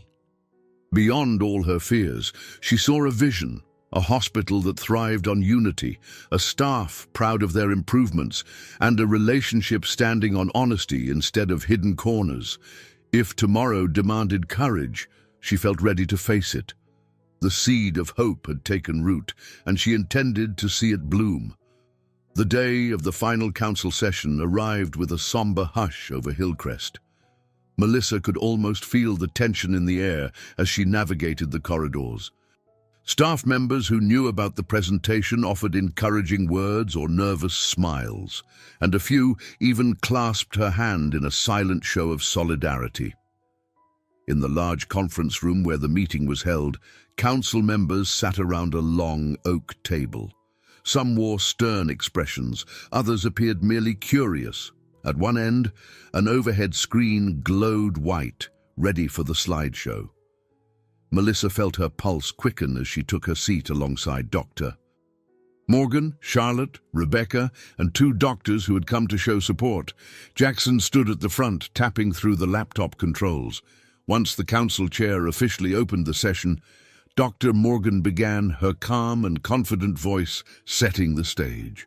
She spoke of the shifting atmosphere at Hillcrest, how staff morale had improved, and how patients frequently commented on the streamlined care.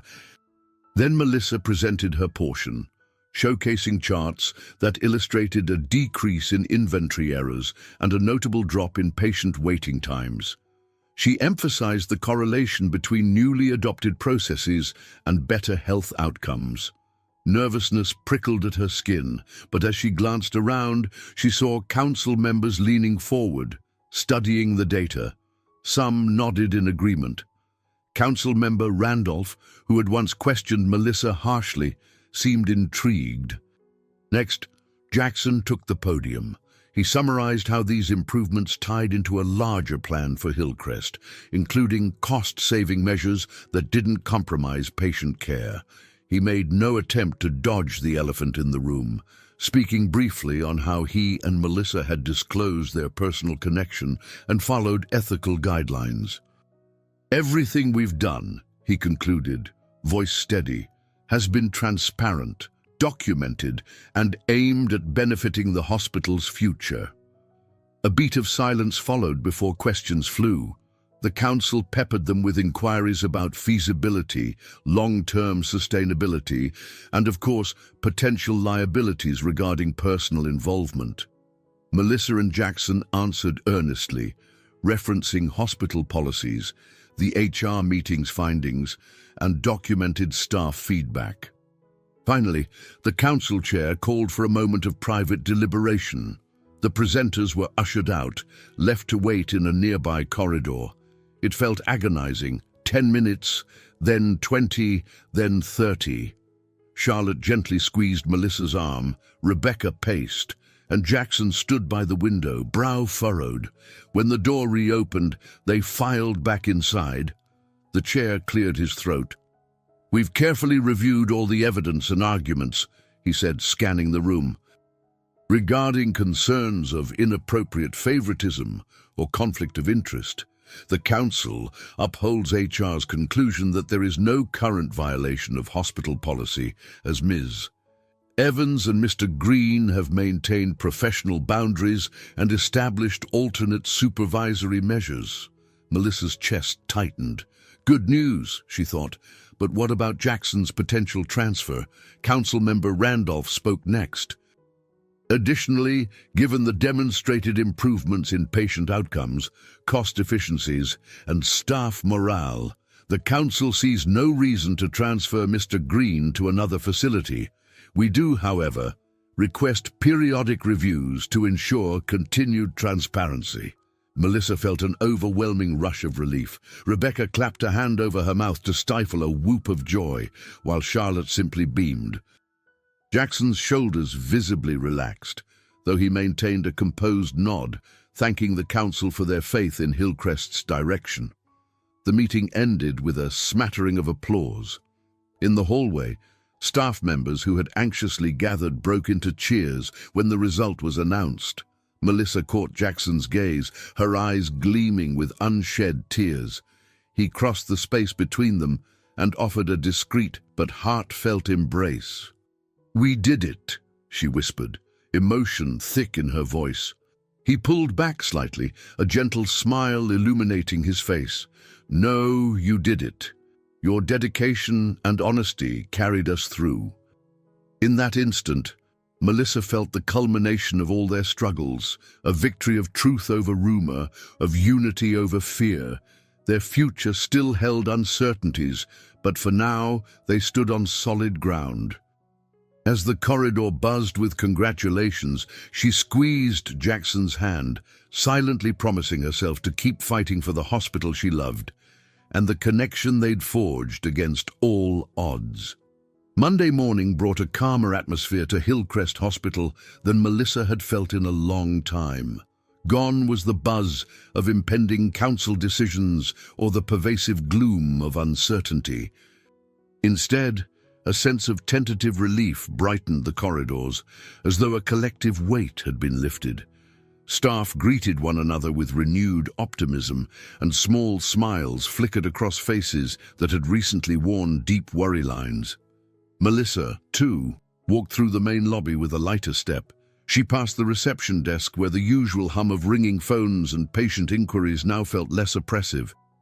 With the council's ruling behind them, the dark cloud of gossip and potential removal that had loomed so large seemed to have dissipated, leaving space for genuine progress. Her shift began with a quick meeting in the nursing station.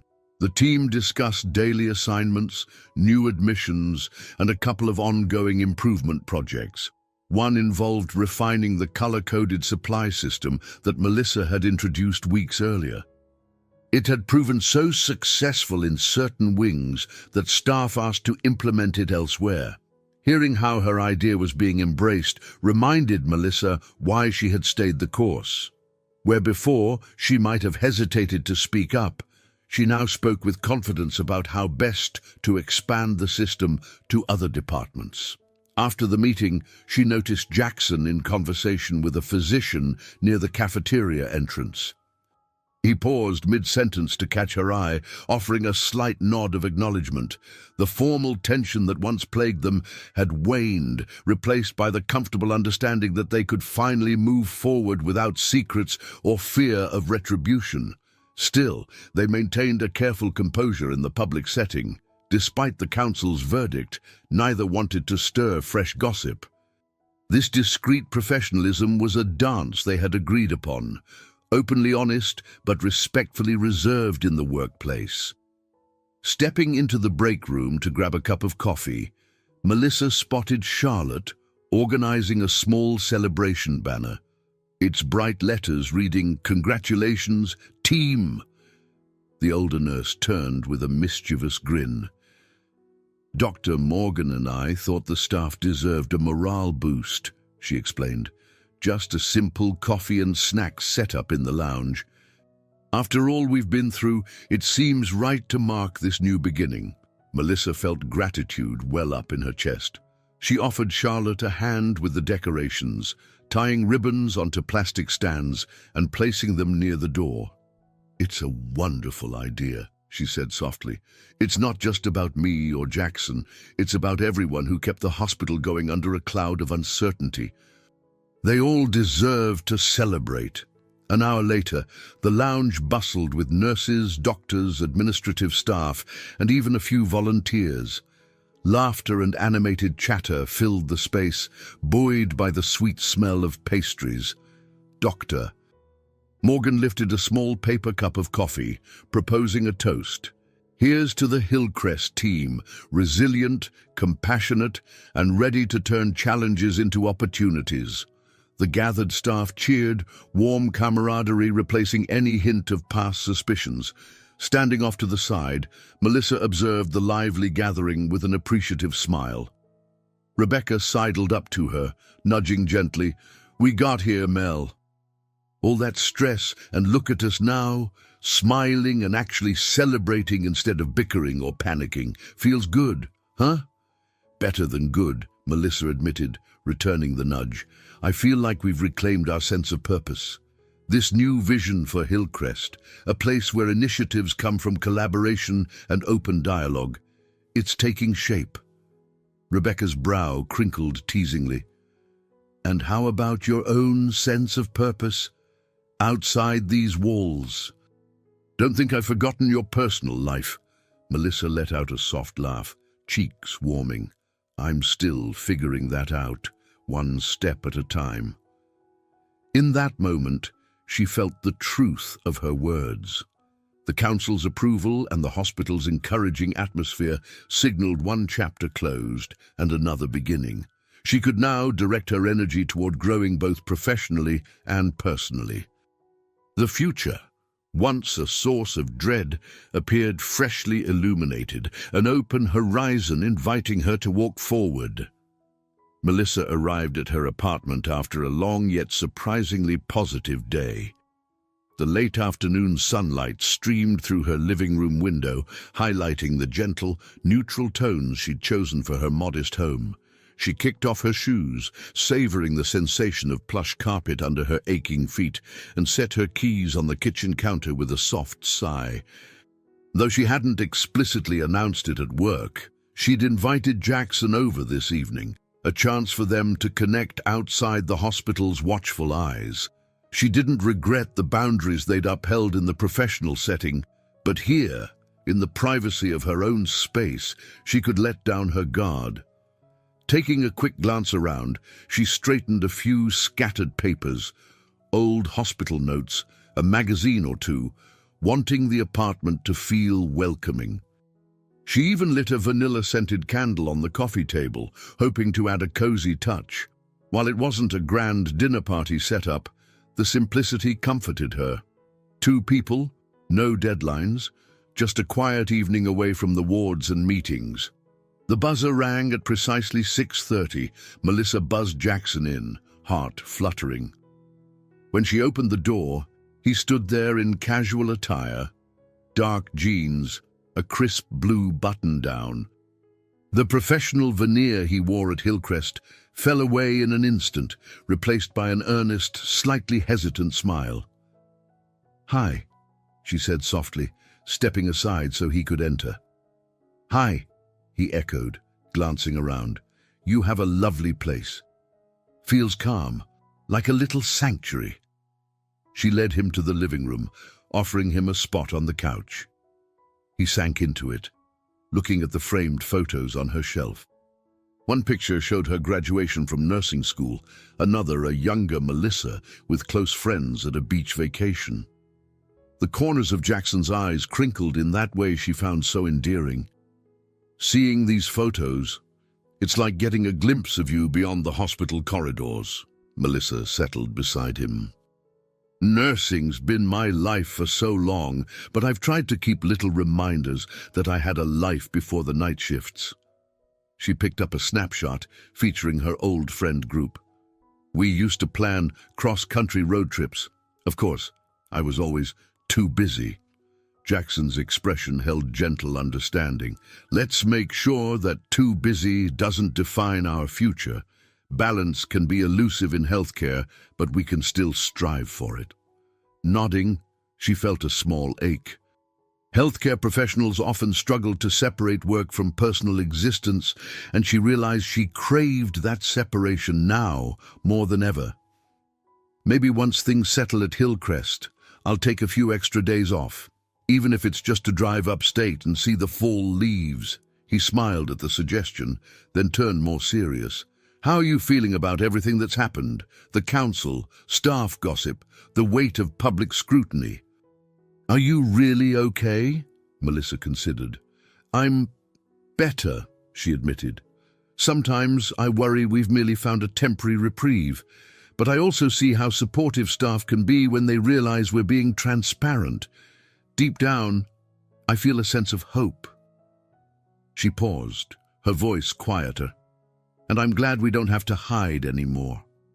Jackson reached for her hand, linking his fingers through hers. Warmth radiated from that simple touch. "I'm glad too," he said. "We can't predict every challenge, but at least we know what we stand for, both as professionals and as, well, more than that." Hearing him acknowledge their personal bond as something real and not just a complication filled her with a gentle, steady glow of reassurance. Without thinking, she leaned her head against his shoulder. They sat that way for a while, exchanging soft words and peaceful silences. The window's golden light dimmed into early evening shadows, and Melissa lit a small lamp on the end table. They dined on simple takeout, Chinese food from the cozy spot down the street, and reminisced about how they first met by chance, two tired souls seeking a brief respite at Redwood's Lounge. Neither had anticipated how that night would unravel into a journey involving hospital politics, moral dilemmas, and unexpected love. By the time Jackson left, the candle had burned low, and Melissa's heart felt profoundly full. In that ordinary night, in her ordinary apartment, she sensed a profound shift. No longer burdened by secrecy, she stood ready to let her heart and home both welcome new beginnings. Hillcrest's staff training room hummed with energy as a group of newly hired nurses gathered around a semicircle of plastic chairs. Sunlight poured through the tall windows, illuminating whiteboards filled with diagrams of patient care flows and best practice notes. Melissa stood at the front, a projector buzzing softly behind her. Weeks ago, she would have never envisioned herself leading a formal orientation, yet here she was, assigned to mentor the newcomers and ensure they transitioned smoothly into the hospital culture that she'd helped nurture, one built around efficiency, empathy, and transparency. She recalled Charlotte's encouragement. "Use what you've learned, dear. Help them avoid the pitfalls that once weighed on you." Taking a breath, Melissa flipped to the opening slide displaying Hillcrest's core values. "Good morning, everyone," she said, voice steady. "I'm Melissa Evans, and today we'll talk about what makes this place special and challenging. Being a nurse is more than routines and charts. It's about compassion and collaboration." Her gaze swept the room, taking in their fresh faces, some older, some younger, all eager to prove themselves. Among them was Emma, a wide-eyed nurse in her late 20s who had recently moved from a smaller clinic. Emma locked onto Melissa's words with almost childlike intensity. The session covered practical topics: how to navigate the color-coded supply system Melissa had introduced, how to communicate effectively with doctors and administrative staff, and how to handle the pace of an ER that seldom slowed. But Melissa also spoke of intangible lessons, the value of stepping back to breathe, the need for personal boundaries, and the importance of camaraderie in high-stress environments. During a break, Emma approached, a notebook clutched to her chest. "Ms. Evans, I'm really thankful for the details you're sharing. Honestly, I've been terrified of making mistakes. This hospital's so big compared to where I used to work." Melissa offered a reassuring smile. "That's normal. I remember feeling the same way when I started. The biggest comfort is knowing you're not alone. We all have each other's backs if we communicate openly. And please, call me Melissa." Emma beamed at the informality. "Okay, Melissa," she said, cheeks warming. "I'll try to remember we're all on the same team."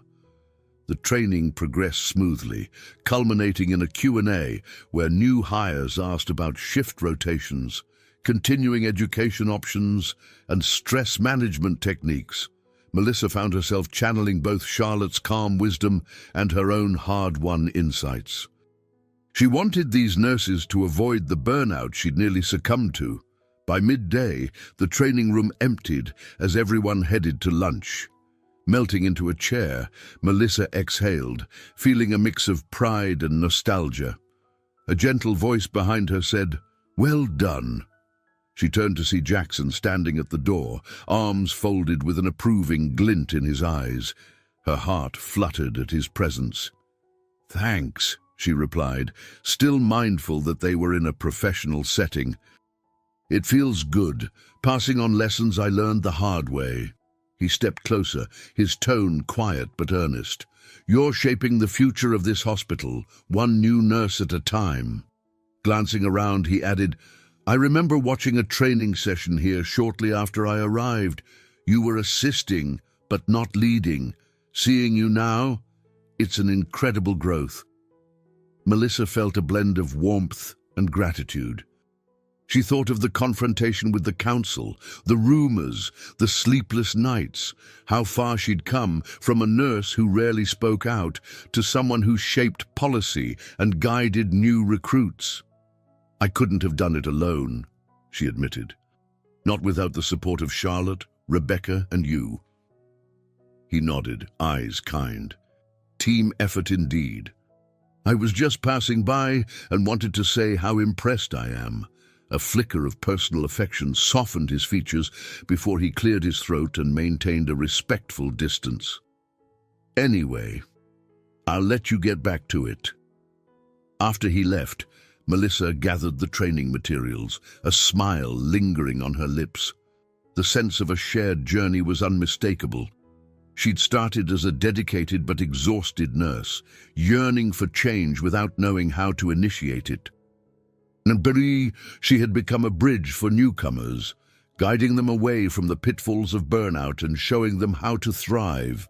Each question she answered, each tip she offered, felt like a small ripple in a much larger tide of transformation within Hillcrest.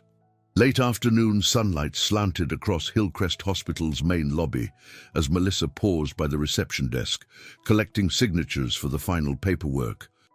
Today was special. A modest farewell gathering was planned for Charlotte, who had decided to begin her transition into retirement. Though Charlotte would stay on a few extra weeks to ensure a smooth handover, everyone felt an undercurrent of bittersweet emotions.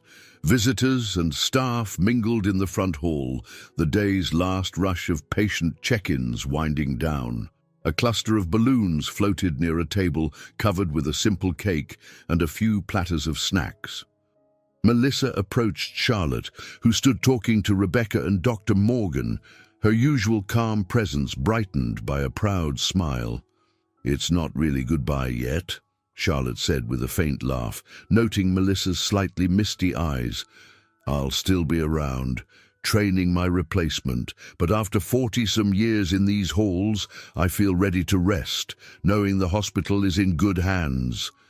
Melissa's chest tightened with gratitude. "It won't be the same without you, Charlotte. You've guided us all, me especially. I can't thank you enough for teaching me there's more to life than a title on a badge." Around them, staff voiced similar sentiments, some sharing heartfelt stories of how Charlotte's wisdom had shaped their approach to patient care. Even a few tears glistened as younger nurses recounted her calming influence during chaotic emergencies. When a lull finally came, Charlotte clasped Melissa's hand. "Promise me one thing. Keep passing the torch. Your compassion and drive to make things better, those qualities are exactly what Hillcrest needs." Swallowing a surge of emotion, Melissa nodded. "I will," she whispered, remembering her early days and how Charlotte's unwavering support had helped her find her own path. She felt the small nurse's pin Charlotte had once given her, now safely pinned to her ID lanyard, a symbol of continuity. Jackson appeared, stepping forward to offer Charlotte a warm handshake and a few words of gratitude on behalf of the administration. In that moment, Melissa observed the entire hospital family gathered, the board members who once questioned them, The dedicated nurses and doctors who had grown to respect Jackson's leadership, and the new recruits looking to Melissa for mentorship. The tapestry of connections felt stronger than ever. As the informal celebration wrapped up, Melissa walked outside with Jackson. Late summer air touched her face, and the sky glowed with warm hues of orange and purple. They stepped away from the building, letting the hum of traffic and the occasional siren remind them that life kept moving beyond these walls. "I can't believe how much has changed in just a few months," Melissa said, glancing toward the hospital's towering facade. "I remember standing here, not knowing if I'd keep my job or if you'd get transferred." Jackson exhaled, following her gaze upward. "And now we stand on steadier ground, both of us changed by it. For the better, I hope." Her heart swelled, recalling the anxious nights, the tense council hearings, and the quiet confessions they'd shared. She couldn't deny they had emerged stronger. Absolutely for the better. He slipped his hand gently around hers. Though there was still caution about overt displays of affection near hospital grounds, a simple handhold felt right. She remembered the nights she'd leave the hospital feeling drained, not knowing how to balance her desires with her duty. Now, she understood that true balance arose from honesty, from trusting that meaningful work and meaningful relationships could coexist if nurtured with respect. They stood there in comfortable silence, the setting sun painting the horizon in soft gold. Life would go on with new challenges, more patience, more policies, more heartbreaks and triumphs. But within Melissa's heart, boundaries once defined by fear had expanded. She could see beyond them now, a future where she continued to grow as a nurse, a mentor, and a woman unafraid to embrace love and life in full measure. And so, together, hand in hand, they took one last look at the hospital doors, then turned toward the promise of tomorrow. For in the quiet breath between day and night, Melissa realized she had stepped far beyond the borders she once thought confined her. She was free, standing on the threshold of a life enriched by hope, compassion, and the unwavering courage to follow her heart.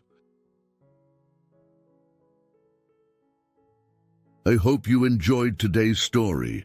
Subscribe to the channel so you don't miss more stories like this. Leave a like and comment below what you thought of the story. See you in the next video.